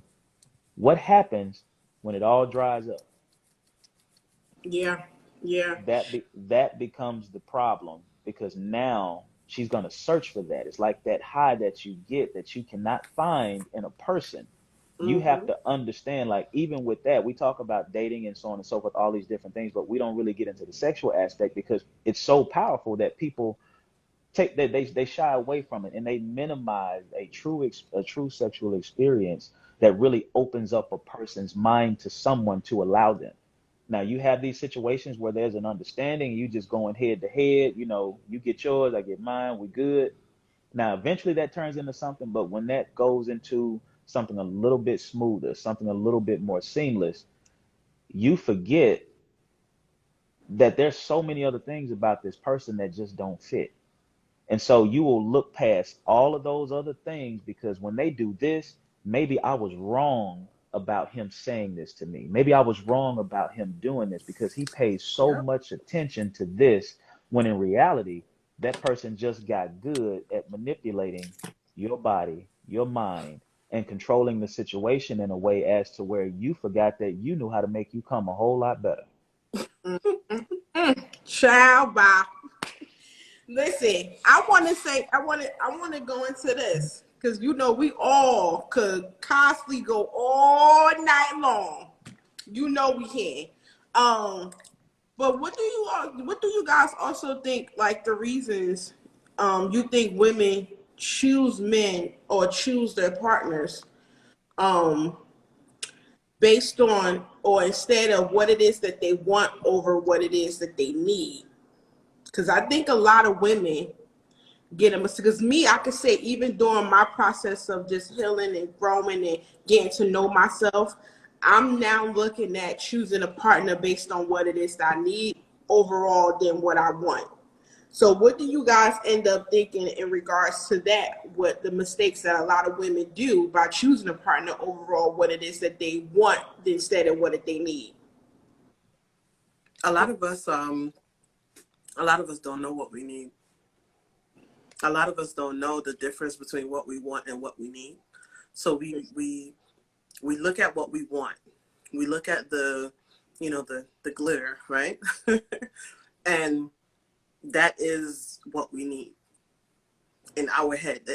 What we want. Oh, well, I gotta be attracted to him, so he has to have this. He has to be of a certain skin color. He has to, you know what I'm saying? We look at all of that stuff, and it's like, those are necessities. Yeah. Right. And we sometimes even if we do see or we have an idea of the things that we need, our priorities ain't right. We're not prioritizing correctly. I think that's those two things: not knowing the difference between your wants and your needs, and not prioritizing correctly, is one of the reasons why we end up in pick the incorrect guy. Yeah, I'll say this. That one thing, it's easy, right? It's easy to find something you want. The need, to piggyback off of what she just said, it requires you to understand who you are to even know what you need, right? That means all the stuff that I talked about earlier, figuring out like where you're at and what you need, and if most of us haven't done that, we're all out here chasing wants, and it's got to be 6'2", and got to do this, and got to be this. You can visually see a 6'2" person and say, got him. You can visually ask somebody, what do they do for a living? Got him. Like, that's easy, right? It's all the other stuff, and that's why a lot of women, we're talking about women, get into these situations of toxicity and get into all of this stuff because you didn't take the time to vet the person to figure out if they're what you need. Come on now. Here's the funny thing, because I always, whenever I talk to women or coach them, I always do these like this little calculations like, okay, you're 5'2". You require a guy that has to be 6'4" and over, right? So I'll say, well, what if he's 6'3" and he's the most amazing man you ever met? And they'll be like, nah, he gotta be 6. I'm like, you're 5'2". So you gonna go away a whole man because he's not 6'4"? Stop. Like, and then be single for 10 more years. And I'm like, and 6'4" isn't even nowhere near the average height for a guy. So he's got to be 6'4" and he got to like you too. So it's like that part. Like what? And they will, like she said, they'll make that want list in their mind. It's what they feel like they need to have. I had somebody tell me something as silly as she said she requires a man that's 6 foot and she one of these short chicks. And I said, what if he's 5'11"? She said 5'11" men have a short man complex. And I'm like, 5'11" is not a short. Like people put these things in their head to disqualify people because it's silly to me. It's really, and I hear it all the time. And I'm like you always talk about people that have these unrealistic, lists of stuff. Y'all know that stuff be really true. And I'm like, well, what about a guy that's gonna stick by you and protect you? And they're like, but is he 6'4" and is his penis 12 inches? And I'm like, so if the sex is your number one priority, because everybody got to get them some, if that's all you looking for, and everything else kind of doesn't matter on that, what happens when it ain't popping off the way you want it to in 5 years? Because maybe he got a sickness or something that you got to take some whatever it is. It's not the same. Do you then leave because that's the main thing that you got into it for? People do this. They be like, he's a great guy, but I need a guy that sex game is at a level 10 and he's at an 8. So forget him. And I'm like, you better go ahead and get you that 8 and stop playing. You can work with it. Look, I'm gonna have I gotta say guilty when it comes to the sex part. No, because here okay. So you have people that, of course, sex is it's a thing. You gotta have it, right? And then you have people who, sex is everything, right? And I'm not saying that for me, sex is everything. However, it's part of it's a big thing. Like, part of the you know what I'm pie. saying? Like, I mean, it's the same thing. Like, okay, Part of the pie. I can honestly say that I'm one of those women that is guilty. Whereas, and Q, you gotta back me up on this because it's a lot of us out there. If you get a guy that, let's say you get both of the guys, they're making some kind of sense, right? But one of them, they're making more sense for your life than the other, right? And the only thing, one of the few things that differentiates the two is that bro over here is rocking with like 3-4 inches, and bro over here is rocking with, as a woman, you want to be satisfied. Like, if I'm gonna have sex with you for the rest of my life, I gotta be satisfied. I gotta be able to work with something. Even if you're not able to perform and I'm doing all the work, I gotta be able to work with something. So that's sexual. I don't know. For guys, it may be a little bit different because even what what DJ last night was saying was that vagina is vagina. It feels whatever. He said vagina is vagina. They all feel the same. Right. Well, I've never dealt with, so I don't know. You think both of us had the face like, nah. No. I don't agree with that. Me and Flo was like, no, but okay, that's what you want to say, but okay, that's like saying all dick sizes. It depends on the person. It depends on the person when it comes down to an experience like that. And I can relate to the whole sex thing when it comes down to women. Now, me personally, it's a thing with me, but for me, it's not a deal breaker for me because when it comes to a woman, I'm nowhere near an expert. But I feel like there are some things that comes out of a woman based on a woman's composition that you can it will feel good if you put her in a place where she's vulnerable and she's trusting of you and she's enjoying the experience. So it's not the same when it comes down to that. I mean, that's just chemistry, that's science. When you stimulate a woman in such a way, no, all vagina is not the same because the experience is what you get.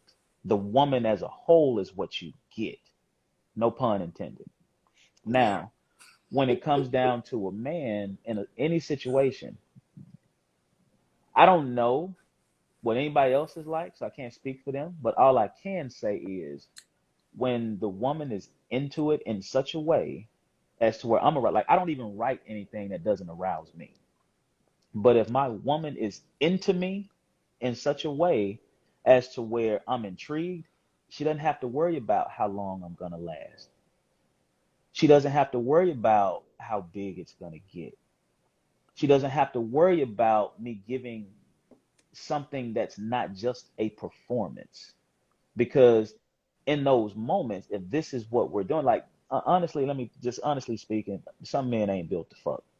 Most men, you get some men that's not their thing. But and I guarantee you, if a man is that small, he's been through some trauma himself for that very reason. So if he's been through that kind of trauma, you're not gonna get that man to grow if he already knows what you're expecting. The only way you're gonna get that man to grow is if you can see that man for who he is, respect that man, and understand who he is. And a woman can say it all day. But when a woman is not satisfied physically, and that's something she's looking for, she's gonna wear it on her face, her sleeve, her pant leg, her shoes. It's gonna be out there. Yeah. And you best believe that man will not grow for you. So he's not the problem in that situation. You are. You are, yeah. Because you're not giving that man that respect. You're not giving that man that same that you expect. Because guess what? You may have a hole, but yours isn't gonna feel the same because you're not even into him. You're not even feeling him. So your expectations are low. You dry faster. He's gonna know that every time at the end of it, you're gonna go do something different. Or you're gonna like, hey, can we do this? Or can we do that in addition to this? And that man's gonna feel insignificant in the process. He may still please you because he's that man on the left or right that doesn't want to lose you. So he's going to do what it takes to please you, but you're not willing to do what it takes to please him. So he can't grow for you. So what if I came to you as a man and said to you, you may feel like I have a little dick, but that's only because I'm with you. How would you feel? So what if he could prove to you something different? What if he could prove to you that if you gave him as much as he gave you, that his dick would be more than what you would actually be able to handle based on the overall experience? What if he was able to tell you that? What if he was able to show you that? Because obviously, if that's at the top of your list and that at any point in time would be exactly what it is, then chances are you never had the experience you deserve anyway. So you wouldn't be able to handle the man with the big dick that don't know how to fuck. You just getting hurt. You feeling a whole lot of hard, but you ain't feeling a whole lot of hard, if you feel what I'm saying. Yeah. Yeah. I don't want to ignore this question that we have in the comments from Too Quick Soul. I have a question. Why do some women be surprised when you actually turn down the sex and are more interested in them mentally more than physically? Because they assume that every man is the same. We all want sex all the time. That's the whole entirety of who we are. That is our being, right? And the thing that I wanted to add on to with the last thing that we were talking about, here's the thing, right? The comment that you made about all vagina is the same. Technically, it is the same for men who use sex and vagina as a utility. Hold on, purposes. I was quoting somebody else. Exactly. It was someone else who was being quoted. This is for your audience. Because a lot of women believe. I've dated women who told me themselves what's so special about mine. Ain't it all the same? We've all heard this, right? It's the same for men who are sleeping with you to validate themselves, or they are using you as a utility. Yes, it's all the same because his purpose isn't to bond with you. It is to use you. But those of us who want to actually build relationship with you, we're going to be selective about who we choose to sleep with. So it's not all the same, right? Because the bond and the everything that goes into it creates an experience, like my brother said, that then makes whatever you got go into the stratosphere. Now, I may meet another woman and I may just want to, do a few pumps or whatever. I'm not going to feel the same way. So now, to me, that's trash, right? I'm not going to really value it as much. So with that question, repeat the question again for this one. The one that it says why do women be surprised when you actually turn down the sex and be more interested in them mentally overall than physically? Right. So one more context to that, and then I'll drop the mic. So this happened to me many times, right? And I'm gonna tell you at what point in my life it happened. It happened at the point of my life where, as a man, I realized that I am allowed to have boundaries for myself. They couldn't believe that they could just throw it out there and you say, no, I'm good. Because now I'm thinking, I got stuff to lose. I don't know if you're crazy. We haven't even had a conversation to even talk. So no, we're not gonna just do that. And they used to be like, what? Like, I'm a female, I'm a woman. You should, don't all men just want to get some? And I'm like, no, we don't, because you're not coming to my house. I don't know you. We're not doing none of that. Men having boundaries is like this thing that a lot of women aren't used to. They're not used to being told no, especially when it comes to sex. I don't care what you look like, who you are. It's a man out there that want to hit it, right? So they like, you gonna tell me no? What? And then guess what the first thing they say? Who wants to guess what the first thing they say when you tell them no? He must be gay. He's gay. Are you gay? I'm landing my little plane there. Also, that also goes with the fact of, like, even when many times I had men, you know what I'm saying, where I'm like, no, for some reason it's like when a man deal with certain particular women in a certain particular, department of women or whatever, or group, they feel like, well, they all wanted to fuck on the first day. They always wanted to do it. So it's like now they date me, or either they try to talk to me. It's like, oh, well, you don't want sex? And I'll be like, no. Because first of all, I'm not going to give you my hot pocket because I know how powerful my hot pocket is. And That's I don't hot pocket. Yeah, in the bushes stalking me, and then now it's something I blocked you and I deleted your number, and now you calling me for your mama, your grandmother, your brother, your sister, and your aunt phone. No. But oh, sorry, go ahead. No, go ahead. Ladies first. So to answer the question, right? Here's the thing. Of course, I agree with everything that you guys were saying, right? But coming from a different perspective, right? From myself. When I got married, one of the things that I was told that, mind you, this person is no longer in my life, so y'all go ahead and do whatever you gotta do to destroy him. But this one person told me, if you want your marriage to thrive, if you want to see longevity in your marriage, do not deny your husband sex. That's what all men want. That's what they look for. Y'all could be arguing or whatever. You don't deny him sex. That is your duty as a woman, as a wife, right? So another thing was that what we was talking about last night, when the guy that was on one of my other lives stated that, oh, well, that's what women are here for. Women are here for the purpose of having sex with men, right? When you take, and I'm so glad that you guys made the face. So when you take all of that into context, you're hearing all of this. You have women and you have men putting in the ideas of young girls, right? Or when women get to the age of understanding when it comes to sex, right? You're constantly being told, you're constantly being taught, you're constantly seeing, this is what it takes to get a man. Give him sex. This is what it takes to keep a man. Give him sex. When he is cheating, it's because he's not getting sex, right? So that's the reason. That's not what I'm not saying. That's what I believe. I'm saying, I'm saying that's what we're being told, right? That's what we're growing up into. So it's like you're being brainwashed as a woman that, hey, I'm gonna just give him sex.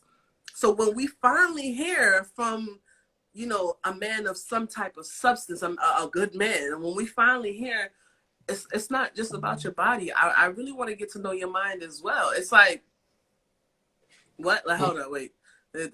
You're an alien. Like, you know what I'm saying? Like this, because this is work with every other guy that I've dealt with. I've given them sex. And what they don't realize is if what you've done before, you know, if it was working, then every other guy that you gave the sex to, they would have stayed. There wouldn't have been every other guy. They wouldn't exist. The first one you gave it to, it would have worked out. If that's all that men need, then you giving him sex, he would have stuck around. So if it's something that you're used to, or something that you constantly hear, something that you made a point in your life that I'm going to go ahead and give him sex, why is it that when you meet the guy that is outside of the norm, now you have to say, oh no, he's gay, something's wrong. Like,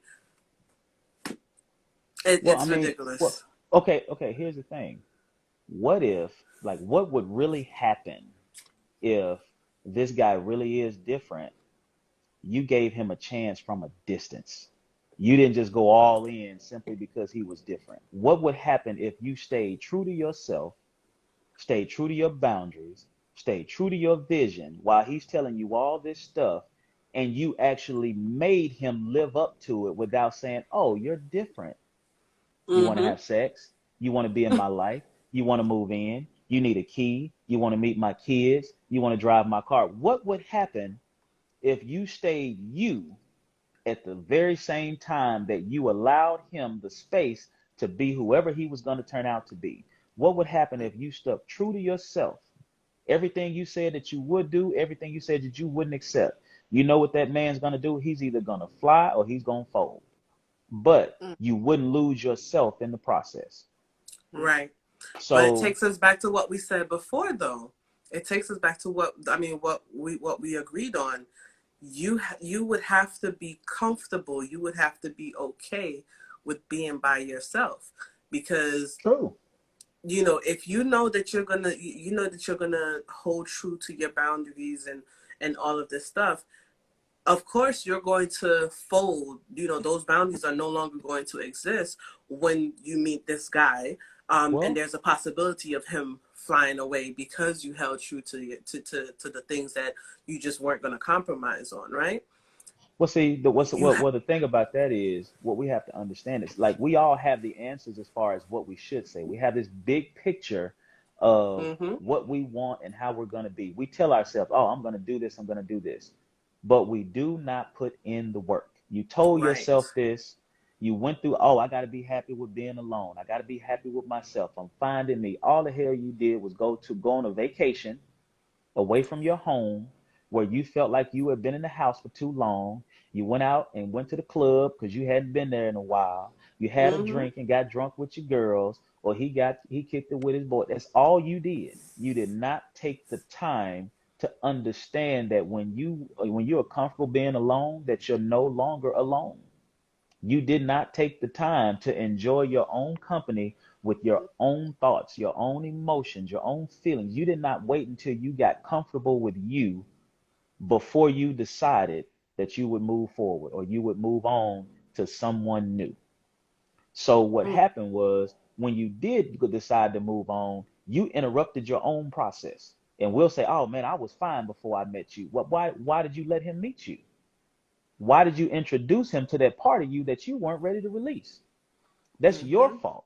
And so in that case, I consider, I'm not trying to attack you or anybody else. What I'm saying is, when we start to take ownership of the part that we play in the pre-process, the practice, the conditioning of ourselves, the conditioning of our minds before we allow ourselves to be open up, when we start taking ownership of what we did to condition ourselves to be better, we'll find that there's going to be a long time before we allow somebody else in that space. And when we do allow them access to that first gate that my brother was talking about, that first gate won't be too close. That first gate may be still across the street. That first gate may be long. It's gonna seem like it's long distance because you're not gonna give them that access. You're not gonna spend that time that you didn't have. That's why everybody credit fucks up now. You spending money you don't have. You spending time you don't have. Your emotional credit is fucked up because you've been spending so many emotions and time with people without building yourself up first. Yep. You're spending what you do not have. You do not have emotional stability when you move on in a space and you allow a person to take advantage of you the way you have been before. And it's not to knock you, it's to get you to understand, hold up, let me question myself first before that person questions me.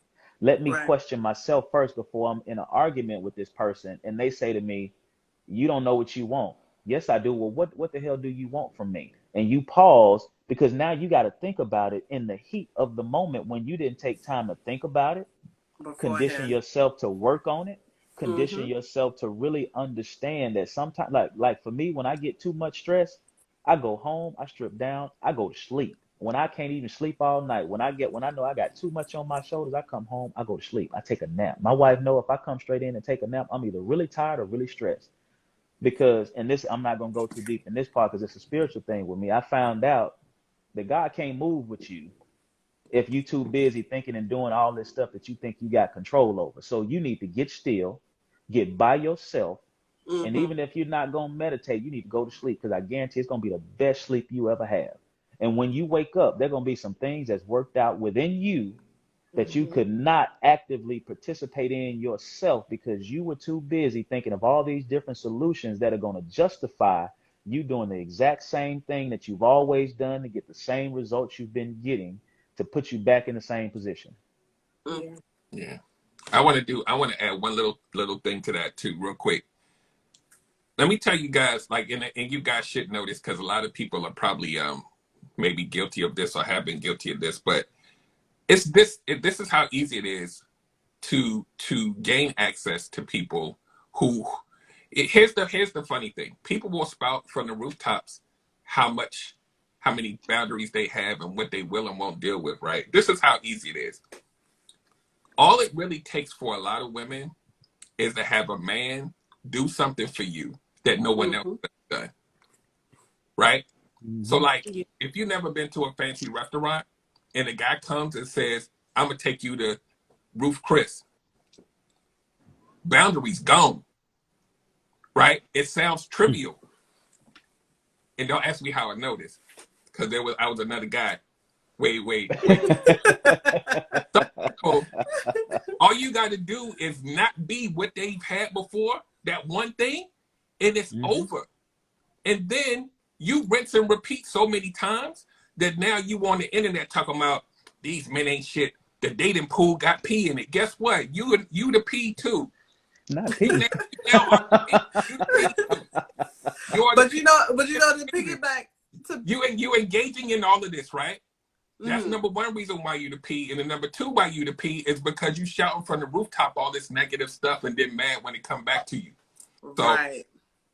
But you know, to piggyback off of what you said, something I said last night is because the conversation we were talking about was dating red flags, and that's something that it's like when you meet that, you know, the great guy or whatever, you meet any person, right, and they ask you, well, what do you look for in your partner? That right there, that's one of the substance that adds to the pee in the pool, because you're giving them the blueprint to do exactly what you just said, to be at least one thing that Answers the to the test. others were not. You know what I'm saying? Like, Like the okay, whole well, you know, answer tell me, key. what do you look for in a guy? All right, so I gotta do this. All right, give me a second. I'm go in my closet, find, you know, this, right, and then, you know, the Superman. All right, here I go, and then now I get what I want. See ya. Oh man, and shit. But you gave him the blueprint of how to get to you. You gave him all the, I mean, I don't like to use the word, you know, test, but if this was a test, you gave him the cheat sheet. Yeah, that's just like Tell him to be him. even I said last night when you said that. I said it was a family friend of mine, a guy. Because I listen to when men speak, even if some of them probably speaking foolish and some of them are speaking substance. I still listen to them when they speak. And when I can't take some of the foolish, I just change the channel. Um, but my thing is, he said to me, he said, you want to know why a lot of women end up getting hurt, unnecessarily hurt, or even when they go on dating apps and they fill out their profile, is because they give the men everything they want. You're giving them everything they want. So when they decide to hit your profile and they say, do you want to connect with this person? He's now everything you said in your bio, in your description, because you gave him that what Miss J said last night, Flo. You gave him Um, to be the that the best representative of So it's like, okay, so all I got to do is be this, and I'm going to get her. And because now I know how to put it on. And then when I get her, I'm going to hit that hot pocket, get all that good gush, and then, I'm going to be out. And then it's like, now we upset, but you don't have to fill out the fucking profile like if you filling out a job resume. Just give only little, just, subsequent you of little bits, not everything. Yeah. And I'm going to say this real quick, too. Here's another little cheat code that a lot of times women don't realize that they do, even though they feel like they're trying to exclude certain people in these profiles. They'll say stuff like, don't apply here if you about lying and foolishness, and I need somebody that's not going to be about that bullshit, right? What if I'm a predator, right? I talk about predators a lot. I know this topic intimately. The predator sees trauma, right? The narcissist sees trauma, right? So that's an easy target, even though you think you're projecting strength. It's the same thing with people that have to tell the world how independent they are. Mm-hmm. That for me.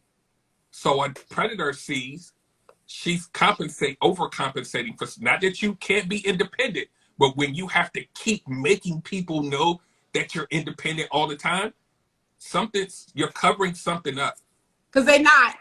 And so if I'm a predator, I'm going to take that and I'm going to manipulate the hell out of it, because let me tell you what most of those people are missing. All of that strength, at the end of the day, you're a human being. You're a woman. You want to be taken care of emotionally and all of that stuff. So I'm going to bypass all of that and I'm going to go target that part of you. And then I'm going to infiltrate it from the inside. We're not going to play around with this bullshit and don't lie to me. Forget all that. Let me take care of you. Let me take you out and do all the stuff that I know that projection isn't getting you from regular. You trying to scare away people, but what you really doing is you're attracting. I always tell people, all predators, they only going to go for people that are appetizing to them.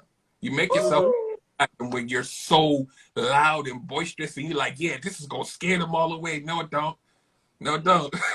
It's going to make them come closer. It makes them come closer because because let me tell you something, even in psychology in college, I learned from even other therapists and my therapist itself, it say normally when people are loud and boisterous and so raw, they normally are covering up insecurities. You know what I'm saying? So as people get older, they start to learn that. And as you say, the predator start to learn the prey that he's going after. Like, oh, she's loud, she's boisterous, she's but that ain't scaring me. It makes people come closer. And see, I'm telling you, that's why I be quiet. I'm like, I'll be quiet because don't come near me. So in regards to this, because we got to just a couple more, then we're going to be out, But I'm loving the vibe. I'm loving the conversation. Thank you guys so much for tuning in. Thank you guys so much for engaging in the comments. And make sure you share the live. So you don't be stingy. Share the live so other people could get some of this wisdom and all this good vibe and energy. As well as please make sure you follow all my amazing guests on the panel tonight. So in regards to this, my thing is, I think we hit about on this just a little bit early in the show. I hear so many women saying, there's no good man, there's no good man, there's no good man. And I don't like that, because I believe in manifestation, what you thought in the universe, what you do, karma, all that good stuff, all that stuff. When I feel like when so many women throw that out there, and now they're looking around why they don't have a good man, or why there's no good man that they're tracking. My thing is, are you who you want? Let's speak about it. I feel like women say that there are no good men out there because, like you said, they hadn't taken the time to build themselves up to where they want to be. Like, I have a really good friend. I mean, she's awesome, fully accomplished. I mean, as many years as you can go for what she had. Just in case she's watching, I'm not gonna name what she does. But she, in that particular area, I mean, she's well traveled, been all over the world, done all these different things, has accomplished it all. People love her. She's great. She's a really great, kind-hearted person. But her vulnerability came at a point where that one thing that was missing, she wasn't ready for it. She didn't condition herself in a way that she'd be ready for a relationship. She conditioned herself for the expectations of regular life, being able to sustain, be independent, stand on her own 2 feet, and all these other things. But she didn't condition herself emotionally. And whether it's a wall that you've built up, whether it's a standard that you set in front of you, the thing is, you can't really reach a heart that you don't have. Mm, mm, You you just absolutely can't. You cannot be in a position to ask for something that you're not willing or you're not in a position to give. Like, can you really say to yourself that what you're asking of a man, you're mhm, willing to give yourself? Are you willing to take the time to understand that person's worth and that person's struggle? Because that person, because I've always told people, two really great people won't necessarily work. Two people that just because they have money together, just because they both have businesses, they have degrees, they're both broke, it don't matter. It does not work simply because they share those types of similarities. Because I can tell you, my exes are doing fine. They are doing great. But the thing about it is, where I would think, man, I'm this type of man. I possess these things. This is how I think. I cater to you. I take care of you. I allow you your independence. I support your vision. I have my own. All this stuff sounds good to a woman who's never had it. All mhm. this sounds good to a woman who wishes she had it, or wishes that somebody had at least two of those things that Mario J possesses. But here's the thing, when they get it, is that something you're actually ready for? Is it something that I'm ready for when I meet a person like you? Because we position ourselves where we've accepted what we've been through, and we just expect the next person to accept that we've been through it and move on and have to be what we want them to be, not realizing if we haven't dealt with the issues that we've dealt with in our past or within ourselves, they're going to come up. Yeah. You spent a whole lot of time building up your finances, getting your credit together, buying you a house, and getting that body you want. That's a year-round summer body. You've spent your time doing all that stuff to do what? Now you appreciate what you've accomplished. Now somebody has to come with that same summer body. They got to come with those same finances. They got to give you everything. And like I think Miss Lady said it earlier. No, no, my guy said it earlier. It's not that they want to be taken care of, they want the option. And if you don't even give them the option for you to come in and take all that off their plate, although they're not even going to give it to you, you don't fit. Because, and I've told people this several times over, you can equate it to penis or you can equate it to money. Mm. Is it important that a guy with $1 million is willing to give you 100,000 because he got it? Or this guy that only has 20, but he gives you the 19 because he knows you need the 19 and he's willing to work for the rest to take care of himself just to make sure you straight. Right. At what point in time are you going to stop accepting what a person is willing to give you versus what a person is actually willing to give you in sacrifice? Because that Come sacrifice is very different when it comes down to someone who has it to give and someone who doesn't have it, but they know that you need it more than they do in the relationship, and they know you got their back just the same. Some women require the representation, the picture, that Walmart picture with the perfect faces in it. Some women require that because they've spent that time building up this wall. They spent that, and we keep saying wall, but I'm not talking about just the bricks. They've built up this image of who they are and how people see them, that they begin to see themselves that way, and they forget that little girl that's still inside, that's afraid, that woman that hasn't fully matured, all of that is still inside of there. And what's going to happen when it's exposed? You're going to fight. Women are fighters. You're going to fight your way back to your safe space, to that sacred place that you said you would never let another person get you in. Because as soon as this good man comes, as soon as this bad man comes, you're going to fight both of them until you see that man is consistent enough to put up with your shit and say, look, I'm going to love you regardless. I'm not going to shake you. I'm not going to spit at you. I'm not going to hurt you. I'm going to sit here and I'm going to wait this shit out. And what you're going to find is that you got a lot of shit you need to deal with. And it's going to take a man that's strong enough to understand that I got me right now, but right now we both need to have you, because you don't know what it is to really help take care of me and find what I need, because you're too busy holding on to what you thought you needed but could never let go.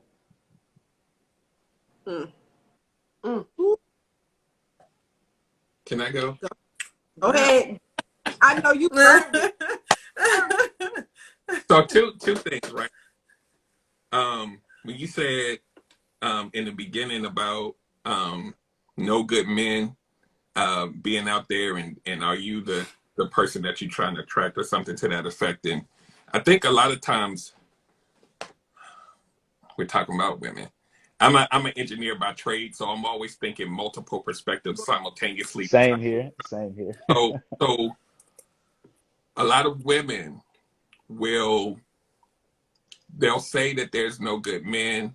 They'll, like we said before, the career, and I'm gonna piggyback a little bit on what my brother said a few seconds ago. What I have encountered in my personal life, and even people that I talk to all the time, what a lot of women don't understand is that successful career and all the time that you spent to build that, and maybe you've had a relationship here or there, but nothing really substantial. What you don't realize is that, and let's say you've taken this time to heal. I've been healing I'm out the dating scene for 3 years, and what you don't realize is that you're emotionally stunted. Your relationship skills have atrophied, right? So now when you get back out here on the dating scene, you're gonna try. It's a scary place. And you're going to end up accepting some things that you probably shouldn't, because that time just detaching from dating doesn't get you where you need to be. You got to start working on some things during that time, right? This is what a lot of people, I've been out the game for this long, so now I'm ready. No, you're not, because you didn't do anything while you was gone. So now you out here accepting stuff because you don't even know you don't even know what's out here now. Like I always tell people, outside ain't like it used to be 10 years ago. You're gonna have to put your training wheels on and get out here and try to figure out how people moving, or you're gonna keep getting hurt all over again. And then when you make all of these horrendous decisions, you're gonna say, these men ain't shit. Now here's the second thing that I always do with my clients and what I do on my show, because again, the engineer brain kicks in, and women will say, man, I've been out on these dates and there's no good men. It's a math problem, right?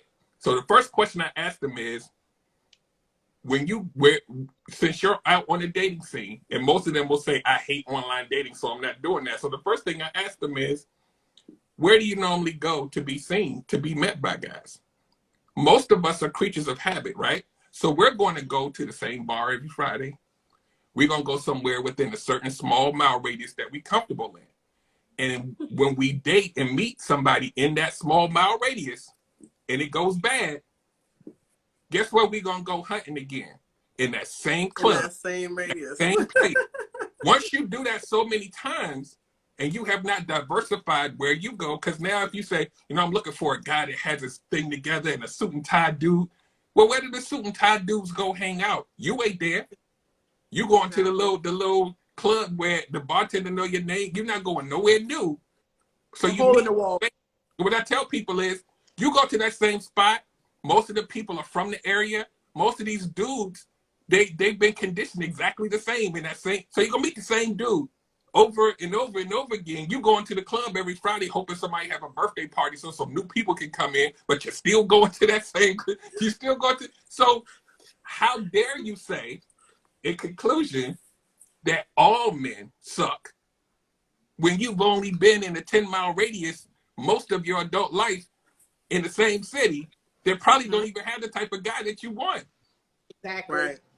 But that's the same thing. That's the same thing I was saying last night, though. It's like everything that we were saying last night is pretty much it's just a repeat, because I said what I said last night was, when we're looking for a certain type of guy, right? Or a guy is looking for a certain type of woman, right? So for the sake of this argument, we're talking about the women. So when we're looking for a certain type of guy, if you're looking for the guy that is, he's swimming, he has a swimmer's body, he's constantly in the water, he's a fish, he's a lifeguard, right? Why the hell would you go to the golf course? Why would you go to the golf course? True. If you're looking for a guy who he's a God-fearing man, and he goes to church every Sunday and all that, why the hell are you in the club? Yeah. Oh, I don't want to do this smoke, but you're at a cigar club. Like, you know what I'm saying? Like, we're looking for something. We're looking for that gem amongst we're looking for the diamond amongst gems. Yeah. And 9 times out of 10, if you're looking for a diamond, you have to go to the mines. You have to go searching where the diamonds are found. You're not gonna find gold amongst silver. It's a rare thing. Yeah. And people, I don't understand why we haven't grasped that knowledge, that wisdom. You know what I'm saying? Like you like it's just like when you're hungry, you want some fish. You know what I'm saying? You're not going to KFC. Come on. But that's just like even what Mario said. You do the same thing, expecting the same results. It's actually what it is called insanity, and it's just sad that when it comes to our Black and brown people, we happen to do the same shit over and over, expecting different results. Like it's actually going to happen and magically going to just transpire. But I also wanted to say this too is. When it comes to healing, because I hear Derek saying, people and women, even men, because I'm even the same way. Like it was even hard for me to do the show and just point it directly to women. You know what I'm saying? But I feel like sometimes it takes 2 women and 2 men to say, hey, ladies, listen, but even though it's on both sides, both parties, not just one side. But my thing is, when it comes to healing and you are out of the dating scene, and you decide to take that time to know yourself, get to sit with yourself, relearn yourself, end up enjoying your alone time. But at the end of the day, when you decide to put yourself back in the dating scene, I'm going to say this, and as a person that's my 2nd year in my healing phase, the healing journey don't fucking stop because you decide to say, I'm going back out there. And even I do agree with him 1,000%, where when you go out there, like he said, outside is not how, especially outside, definitely it's not how it used to be. No. Even 3 years ago with some situation, I ain't going to, everybody know what I'm talking about, but I ain't going to say it because I don't want you to say it on here. But it's definitely different. So in regards to that, even if you do put yourself out there, not only do you continue your healing journey, because healing is a 365, not a Monday and Friday, not a Tuesday and Wednesday, not a 2-day a week. It's a motherfucking lifestyle. So when you do decide to put your stuff out there, not only do you continue your healing, but you also continue with getting to be one with yourself. You also then have to relearn the new dating pool because you took this 3, 4, 5 years to be and sit with yourself and say, I'm going to be able to do my mental, my physical, my spiritual, and everything. But I just don't like when people put themselves back out there and then their healing stop. Like your healing continues. Even when you marry, it still continue. Because you're continuing to grow and tap into being that best version of yourself. And even when you marry, your husband and your wife is not with the same person they was with a year ago. You are completely a different person who you was last year, 2 years ago, and the first day when your first day you walk down that aisle. So it's like not only is your partner learning you still learning and getting to know the best version of yourself because you want to put your best foot forward for yourself and for your partner. And then if you got kids in the mix, you want to be a fucking great example for them. So I just wanted to say that. But last but not least, why do you guys think that the signs so why do some women look at signs of what a guy is doing but don't see the signs that he's unhappy with them? Whew. And when I say that, it's like when they catch them cheating, it was like, oh my God, I knew he was cheating. I knew he was cheating. But the whole time you knew he was cheating, even though he probably wasn't cheating. But then now he proved to be a cheater, or now he cheated. You knew it had the sign he was cheating, but you don't see none of all the other fucking signs, as we call quote unquote red flags. Because here's the thing, right? When you are when you're hell bent on catching somebody doing something, the only thing that you're looking for is that something, right? Mm-hmm. I mean, it's just, we know that if you go through somebody's phone, you're ultimately gonna find whatever you're looking for. Like, I mean, when you go looking for something, you will find it one way or another, even if that thing that you find is not it. It's a misunderstanding or whatever it is. You've already conditioned your mind to believe that's what it is. Mm-hmm. So of course I'm not gonna see all these other signs that he's unhappy or whatever, because at that, I don't care about his happiness. And I'm not saying me personally, but I'm saying, like, in the midst of the relationship, and I'm constantly looking for trouble, I'm looking for a problem, right? I am going to miss the sign. I'm going to miss the signs that, he's unhappy. I'm going to miss the sign because I'm not looking for them. I'm not putting myself in a position to care about his happiness because I am selfish. That's the problem. We get into relationships and we say that we're for our partner, but we're really not. We are for ourselves. It's about what you can do to make me happy, make me feel whole, make me feel like this. But as he's doing those things, or even trying to do those things, it's never enough. It's never enough, right? So if he smiles at another female, or it's okay, yeah, he got to be cheating, so I'm gonna go ahead and I'm gonna do this. I mean, look at it like when you on a mission. Like, Q, if you go into the store, right, and you see, okay, before you even get to the store, you see these beautiful pair of heels online, and you find a store that sells them, right? And you know that you have a big event coming up, and those heels, they're gonna hit like that outfit that you got, they match perfectly. When you go into the store, you are not seeing any of them other shoes. Your focus is on them pair of heels until you get it. Yeah. And then after the fact. It's the same way with the relationships that us women go into. When we go into the relationship, we are so hell-bent on getting him, catching him in a lie, catching him doing the same thing that the previous guy did, that we lock tight on that one thing, right? And then after we catch him cheating, after we decide to part ways, or even if we decide to stay or whatever, it's a little bit too late for us to realize, oh shit, he cheated because, well, not to say because, but I kind of, gave him the excuse, because I didn't see that he was reaching out to me to try to, hey, bigger, I didn't see that he was reaching out to try to, show me that, hey, I need love and affection too. He was saying these things, but I wasn't actually listening. He was showing me that, you know, by wanting to cuddle with me and all of that stuff, that I was being distant and all, and, you know, all of that, right? It's after the fact.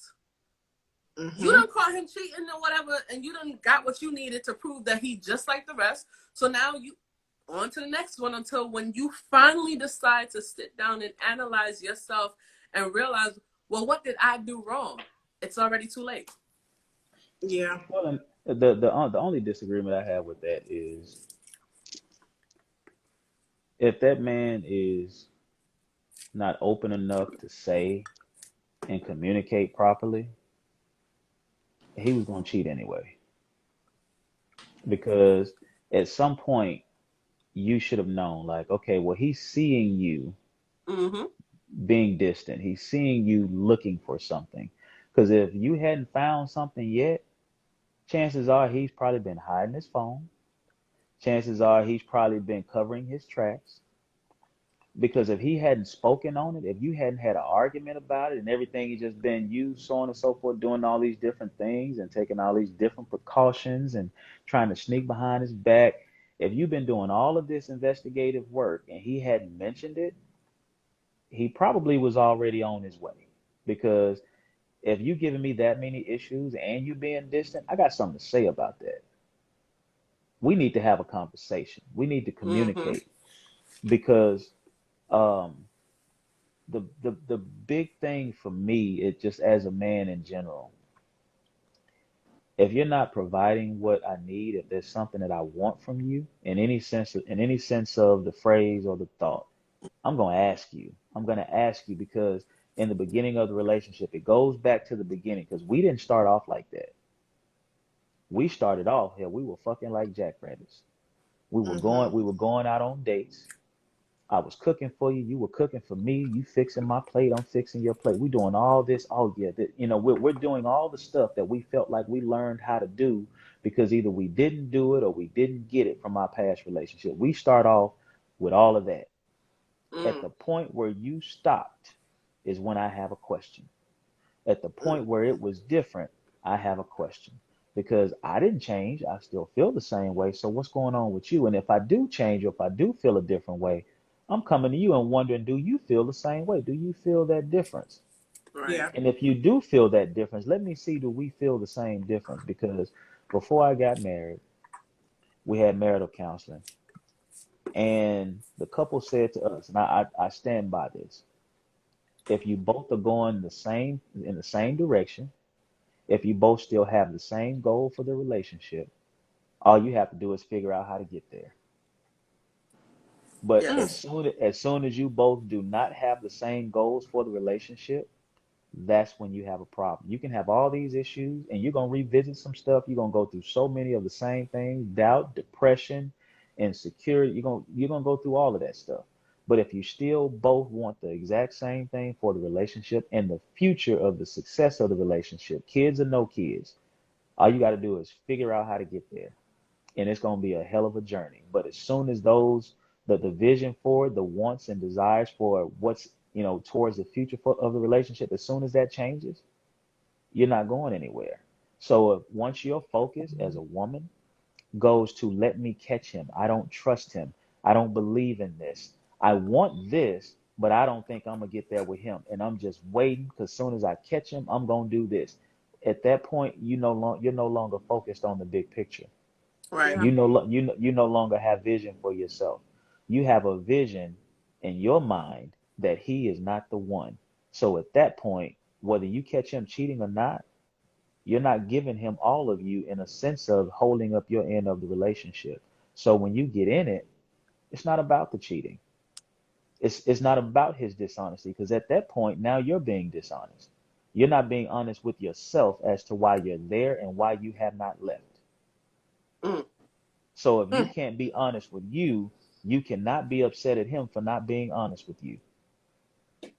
So at the end of the day, what it boils down to, you cannot expect what you're not willing to give.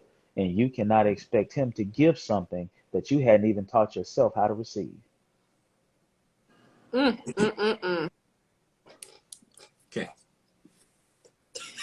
Go ahead, Derek. So So, so here's where I like to go when we talk about not noticing like the clues and all these other kind of things. A lot of men are not as evolved emotionally as like me and my brother are here, and we're both married, and we try our best to communicate greatly. A lot of you women will run into men who aren't that advanced, and they may not necessarily have the words, or they may not share the words, right? So I'm gonna paint a picture for you real quick so you understand how this works. And communication is the umbrella over top of all of this, right? Understanding who you're with, who your audience is. And so this is what happens in a lot of marriages, a lot of long-term relationships. When let's say you're living in the same house, when you are with your man and you have an argument with that guy and you start elevating your voice because you want to get your point across. Why you didn't take the trash out? You remember you said you was gone, right? The tone. Now, that man, he may have not taken the trash out. But what the woman isn't thinking is that I'm yelling at a grown man. Okay? So now that man, whether he takes the trash out after that or not, he's not going to say you just hurt me because he a man. He going to keep that right here. Right? And he going to say, all right, I'm going to do it. We're not going to address the fact that you yelled at me, because if we admit to you that we're hurt, then it makes us look weak. This is how we're conditioned, right? So now, imagine 50 arguments later, who I have become on the inside. Because now I've become the guy that says, you got it. You know what? Yep. Okay, cool. We get this. Let's just reset in the morning. It's a lot of communication missing, but now there's resentment in here, right? The woman, right, maybe through no fault of her own, because maybe this is just who she is, and maybe some things need to be worked out between them two, hasn't realized that she spent the past 8 months yelling at this dude. And this dude, I never will take one side or the other, because I always believe that with communication, we can try to figure it out. But this guy who doesn't necessarily know how to tell his wife that he's hurting, because he doesn't want to, like my dad, when he was in the hospital a few years ago, he said, I don't want to be in this situation. And he was crying because he said, I never wanted y'all to see me weak. Right? He now emotes a lot better, but he had to go through something in order for him to be able to do that. So imagine a man who has been conditioned, right? And women always give us a bad rap for this because they like, well, you should figure it out. No, we've been conditioned to not emote to you because it looks weak. So now I'm going to hold that in. It's an emotional space that I have to hold on to. As humans, we can't hold on to it for so long. We have to purge it somehow. We're going to have to find a coping mechanism. We're going to go in the man cave and get drunk. We're going to go to the bar or hang out with our boys more often. The behavior always leaves clues, right? The behavior leaves clues. If my behavior starts to change and you don't realize that you've been emasculating me, berating me, you thinking that you're correcting me and I'm going to make him a better person, inside, that dude might be having some conversations he shouldn't be having because it makes him feel like he's being validated, right? Because this is where a lot of women don't understand. Your tone, for a lot of us, makes us think of our mama. I don't want to be in the house with my mama. So if the inside of the house isn't peaceful, guess where I'm going to go to find peace? Because outside gets to see who of the inside of the house, who I've had to conform to somebody to try to avoid the confrontation. I'm not myself. I've created a character for you to make things seem okay, and you're going to keep doing what you're doing because I haven't checked it, because I have to then admit that it hurts. So now I'm in the house pretending that it's cool. You think it's cool, and you may not even be yelling now, right? You're not yelling because I've been trained to figure out how to bob and weave so you don't have to yell. We're not addressing the issue. So I'm going to start going out more. I may go down in the basement and drink a little bit more. I need some more time. The behavior always leaves a clue. So I'm going to land here. I can do this all night. Yeah. I mean, I agree with him. Listen. I agree with him for the most part, man. It's just you do get to a point as to where you don't. I mean, you want to be there, but you learn how to navigate because at the end of the day, you feel like, okay, well, and it's not even so much like me. I wasn't conditioned to feel weak. I mean, I'm emotional. I mean, that's just my thing. I'm not afraid of it. I get it from my mother. I'm good with that. Um, I wasn't raised with the heart to heart talks. I wasn't raised with the life lessons and stuff like that that were explained. I had great examples. Don't get me wrong. I had an incredible childhood. I tell people all the time. I didn't know that I was emotionally and financially poor until I was in my 20s, like almost 30. So, but I had a lot of love and participation in my life throughout my childhood. My parents just weren't those sentimental, let's have a talk, but they believed and pushed and so on and so forth. So I had a different type of childhood, but it was so filled with love that I couldn't tell you that I didn't have until I realized the different layers of who I was as a person. Now, as a man, for me, I learned to put a lot of what I felt on the back burner because this is my woman. I'm supposed to take care of her. See, we're conditioned as men to take care of, to provide security, to be that strength or that stronghold. And if you ever noticed, if you ever met a guy that all of a sudden he just broke down, it was because at that moment, something about you or that situation gave him the okay to release. And when he released, if you gave him the wrong response, if you looked at him sideways, he said, damn, I just fucked up. He turned all that water off and you can't pay the bill no more. Like it's over with. It's a done deal because at that moment, you may not have been able to handle it. Maybe it was too different. Maybe you asked for something you weren't ready for in that relationship from him. But at that moment, when he turned it on, whether he was crying, whether you saw him at the most vulnerable state that you've ever seen a man, because some women were conditioned to take advantage of that type of man. Yeah.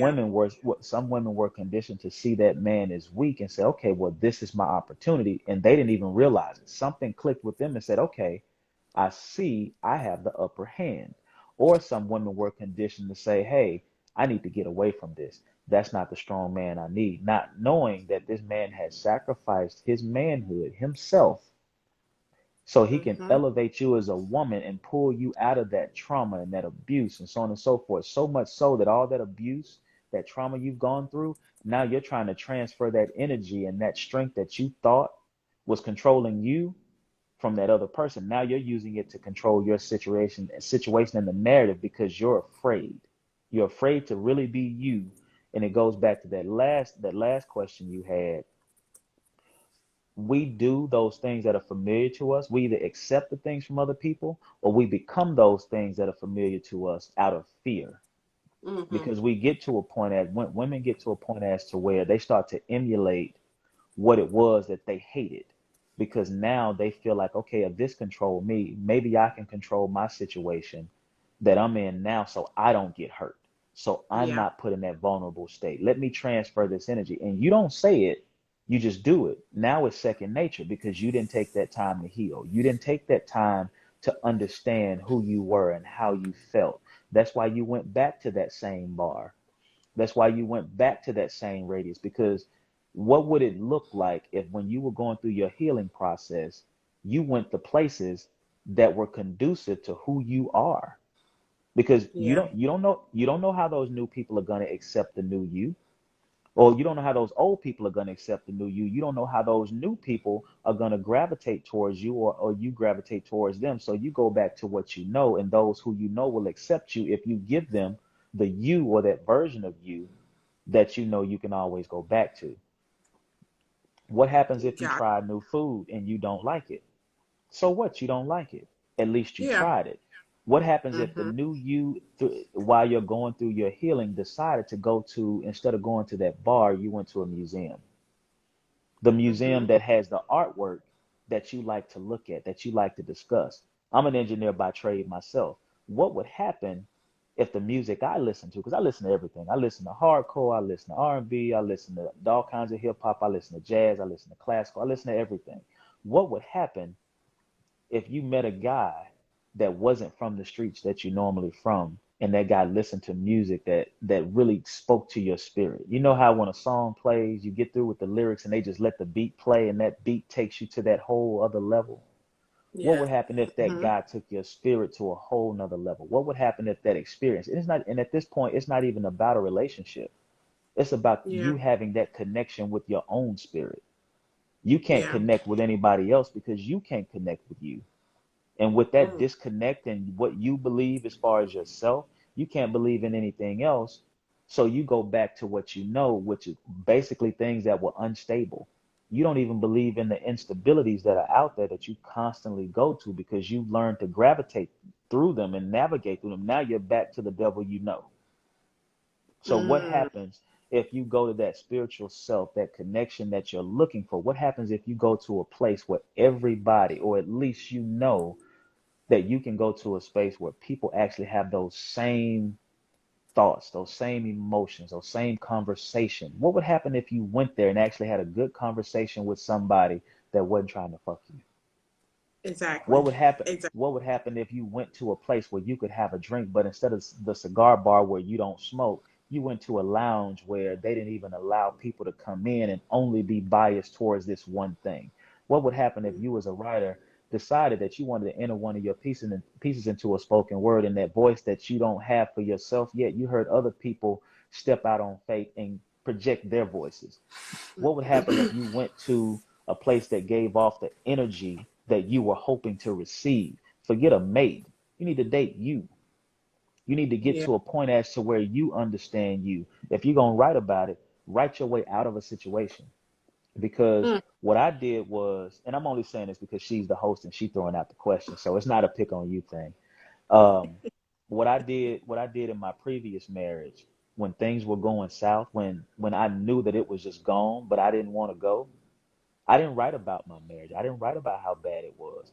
I wrote about circumstances and situations where there was a different outcome, where there was a different version of what was going on. And when I did that, what I found was another side of me. Because hell, I didn't like to read that much.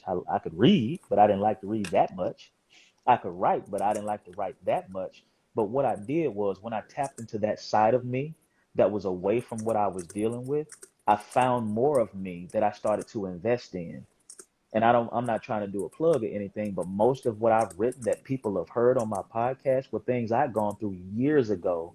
And when I put the work in for me to make me better, it turned into what is now at the sound of my voice. It turned into what I could now have, because as you put the work into you, what you believe in gives you that energy. And this is just to be neutral for everybody. But if you know enough about me, you know what I believe in.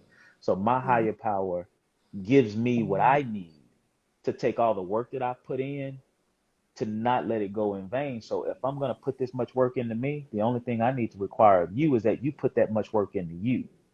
And when I Yeah. see you putting the work in for you, you're going somewhere different. You're doing something different. So that man, he's not going to cheat. What he's going to do, he's going to see you putting that work in for you and say, okay, well, what can I do? I see you about to fall. You're going to fall on me first. I got a strong enough back for both of us. But he's going to make sure you're in a space as to where if he ever fail, you'd have that same back for him. It goes both ways. So you start to become a better version of you, and you stay that better version, and you keep growing when you know that it's not a destination, it's a continual process of you as a woman growing. Because being a nurturer by nature, you naturally take on all of my day, all of my stress, all of my issues without even knowing it. You just do it. So when you're doing all that, you need to know who you are and understand that even though it's not your responsibility to carry me, you do it by nature. So what do you need in order to be the best version of you so you don't carry it in vain? You got to be you first before you can go out to wherever you're familiar or unfamiliar with in order for you to navigate as the woman you are supposed to be. Gotcha. Listen, that sounds like a closing argument for me. I'm speechless. Listen, I just hope everybody definitely enjoyed the live and enjoyed the show. I appreciate you guys so much for, giving me borrow some of your time, and, just coming. And I respect every last one of you guys' perspective. That's why I wanted to create this show with you guys when I definitely reached out.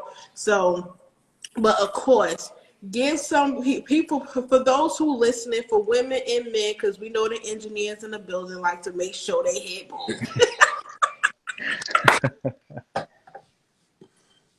So what basically give the people some parting tea that they could actually walk away with, to get them thinking and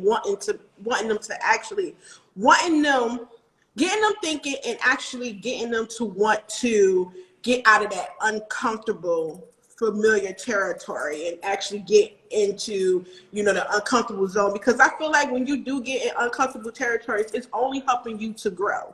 Just like you said, if you don't try this, how can you say you don't like it until you try it? So what would be that parting tea that you would give the men and women out here nowadays when it comes to relationships, dating, putting themselves back there out on the market, and just basically just being one with themselves and staying true to their fucking standards and boundaries? Oh, I say too much. I go No. first. Parting words would be, and just to kind of piggyback off of what you just said, I always tell people who are kind of stuck in a rut of like just dealing with toxicity and all kind of stuff. I always tell them your redemption story lies outside of your comfort zone. And when a lot of people are out here on the dating scene and it's this scary thing and it makes you want to quit dating, and why do so many toxic people just entertaining all of these toxic people? And I'm like, the words you choose mean something. You didn't say meet, you said entertain. So a lot of times when you're entertaining these type of people that don't belong in your space, I always say you probably got some weak boundaries. You got to check that. Check your boundaries. Like I talked about earlier, those gates, that access to entry, the gate is open. That's why you keep entertaining. Notice I'm using that word on purpose. You keep entertaining these people, and then you keep putting yourself in a space where you keep re-hurting yourself because you can't blame it on them anymore. It's a you problem. So if your boundaries are weak, you're destined for failure every time. That doesn't mean build a wall.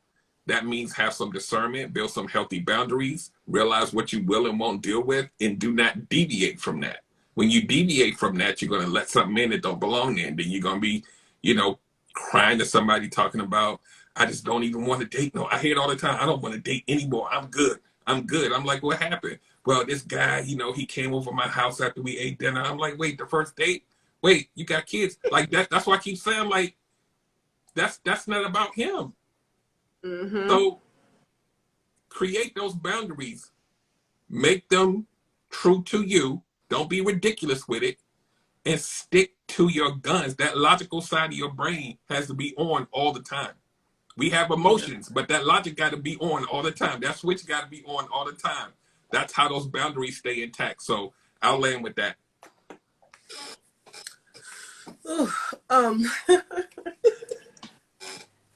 Well, I mean, I'm really gonna just leave people with what I've always said. Learn to be comfortable. Learn to be okay with being alone. And like we've all agreed, on this live, being alone does not mean just spending that time alone. It don't mean just I'm here. You look at it like being on a team. It's similar to it is being on a team. I mean, when basketball players and football players, they get injured in the game, and they spend that time sitting it out and letting their leg or their arm or whatever heal before they can actually show up for the game, before they can play in the game. They have to go to a few practices. They have to condition themselves, right? So you have to treat yourself just the same. Spend your time alone and healing from that hurt. And when you think that you are ready to go, practice. Practice loving yourself. Go out and do things to make yourself happy. If you don't know what type of food you like to eat now that you are by yourself, go and test out restaurants there is nothing wrong with dating yourself. Nope. Go get your hair done the way you like it. Go and get your toes and your fingernails done the way you like it. Dress your house up the way you want it to be. Find yourself and find your happiness in the things that surround you, because if you don't know how to be happy alone, there is no way that you're going to be happy with anybody else. I would say the biggest part for me, I learned the hardest lesson by I didn't have a choice. I had no control over it. And a lot of times I feel like we try to have control over people. Um, and then there's situations that we absolutely cannot touch. And I also believe that that's for a reason, that we can't touch them. Because if we had our choice to make some decisions about certain things in our life, we would absolutely fuck it up. I had a situation where I lost the whole storage, lost the whole house, I lost the whole car. And there was so much attached to those areas. I equated that also with the people that are in my past that I lost. And what I had to realize was that those weren't losses. In order for you to get what's for you, there are some things you have to let go of. If you don't let those things go, especially when you know that they're not for you, they're not what you want, they're not what you need, you won't ever have room for any of the desires of your heart that God has for you. The person that you're with, if they keep trying to leave or showing you that they really don't deserve that space, regardless of what history you have, if you don't let that person go properly, you're going to forever hold on to something with both hands, and you won't have room enough to get what should be in your hands that won't mind being there. If you don't let go of that circumstance, and I'm going to say this, that car, that house that has both your names on it, if you don't let it go, you won't have room for the home that was built especially for you. If you don't let those things go, you will not be able to find who you really are. We hold on to too much that binds us, that is within our control. We can control the things that we allow to be a part of our lives. When you step out on a certain type of faith, and it's a certain type of faith you got to have, it goes back to looking in the mirror and telling yourself what you see. Don't see that person that you became. See the person you were created to be, and let go of that person that you have no earthly desire to be. And you will be exactly who you need to be to continue to grow into the person that's going to constantly evolve, and you don't have to have a wall that's going to determine who you keep out of your life. Yeah. Woo. So listen, the only thing I can say to basically give some part and tea to this situation is don't be self-absorbed and self-entitled because you have a nice vagina, pretty face, nice body, and all that good shit. At the end of the day, 9 times out of 10, the man that you are doing all that for, or you think because that's what he want, 9 times out of 10, he leaves you for a plain Jane. So at the end of the day, do what you need to do for yourself. Like I believe it 100% when it comes to healing. It's not a 9 to 5. It's not a Monday through Friday. It is a 365. So heal by yourself alone if you are single. Heal even when you get into that dating scene. Heal when you are in that relationship. Continue to heal to be the best version of yourself. Because long as your body have breath and blood and running through your veins, you want to continue to every day learn something new that you didn't learn yesterday, be the best version of yourself, and always, wanting that sense of being that you being the best you. But in regards to that, I would say is when you have boundaries, and I know we can say this because I don't think we can say this enough. When it even comes to men and women, because I don't even think it's just even women, but also men. But even though tonight's show is based on towards women, when you have boundaries, do not modify your boundaries for nobody because you don't want to be alone, because you want that empty space in your bed to be fulfilled with some warm body. Fuck that warm body. How about enjoying that king size, full size, California king by yourself? Enjoy that space by yourself in that time until that right person has been made in the makeup and healed, and God has worked on that person to then bring you two together. But while he's doing that for your partner, whoever he or she is, work on yourself. Do what you got to do. Do the work in yourself. And just like Mario said, look at the woman and the man in the mirror and be able to ask, what am I doing wrong? Because we got to stop pointing fingers at he doing this and she doing that. We got to ask what we did, what we didn't do, what we did. And we have to just realize that it takes two people in a relationship to do something or didn't do something to make something end up, not working. But at the end of the day, like I say, always just end up putting yourself first, elevate and want to be the best version of yourself, and make sure you just focus on your mental clarity and clarification and healing. And not only that, don't give a fuck what other people say. When you do get in a relationship, modify your relationship what it's supposed to be for you, and don't give a fuck what anybody outside is saying, because your relationship is uniquely designed for you, and all the outside noise could kick rocks. That's all I gotta really say. So you guys make sure you tell the people where they can find you, what you got coming up, what you got going on, and yes, let them know. Who want to go first, Derek? Sure, I'll go.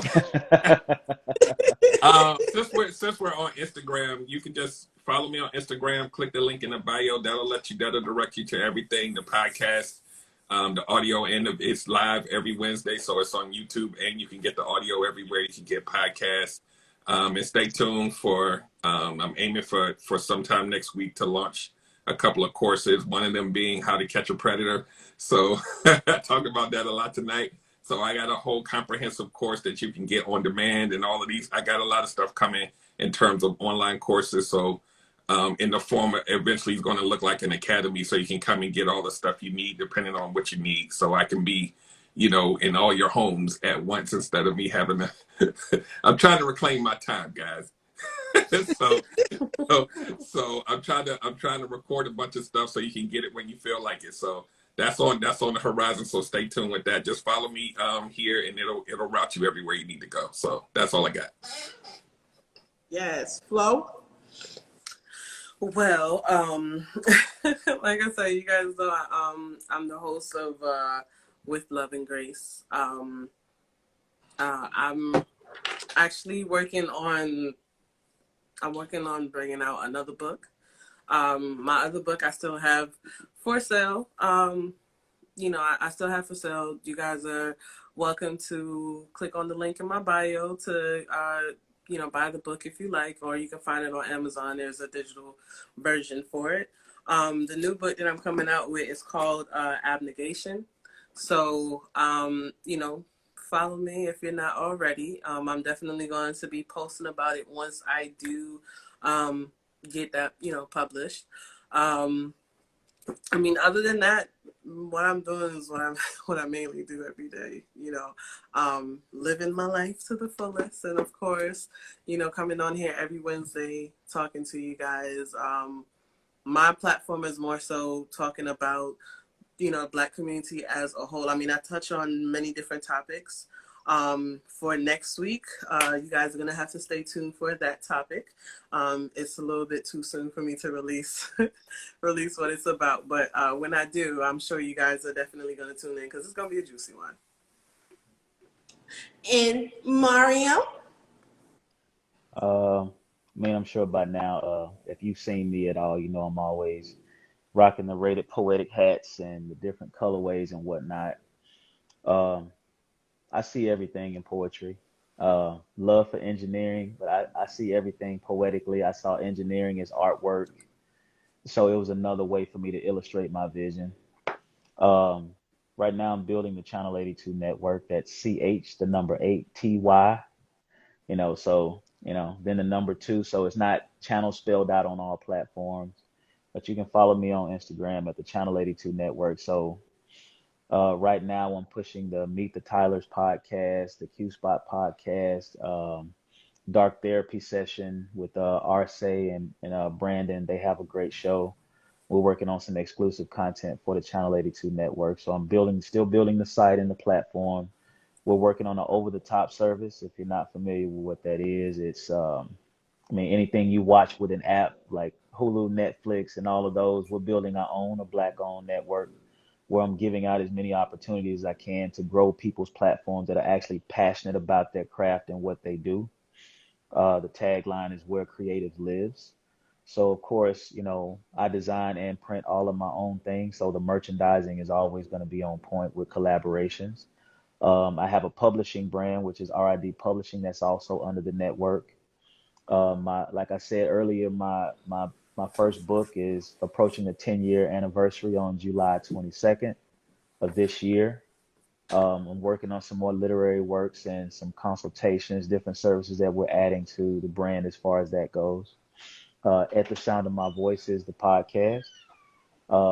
I have scripted series on there, so actors, actresses, anybody who's a poet or any sort of writer, all the content is there.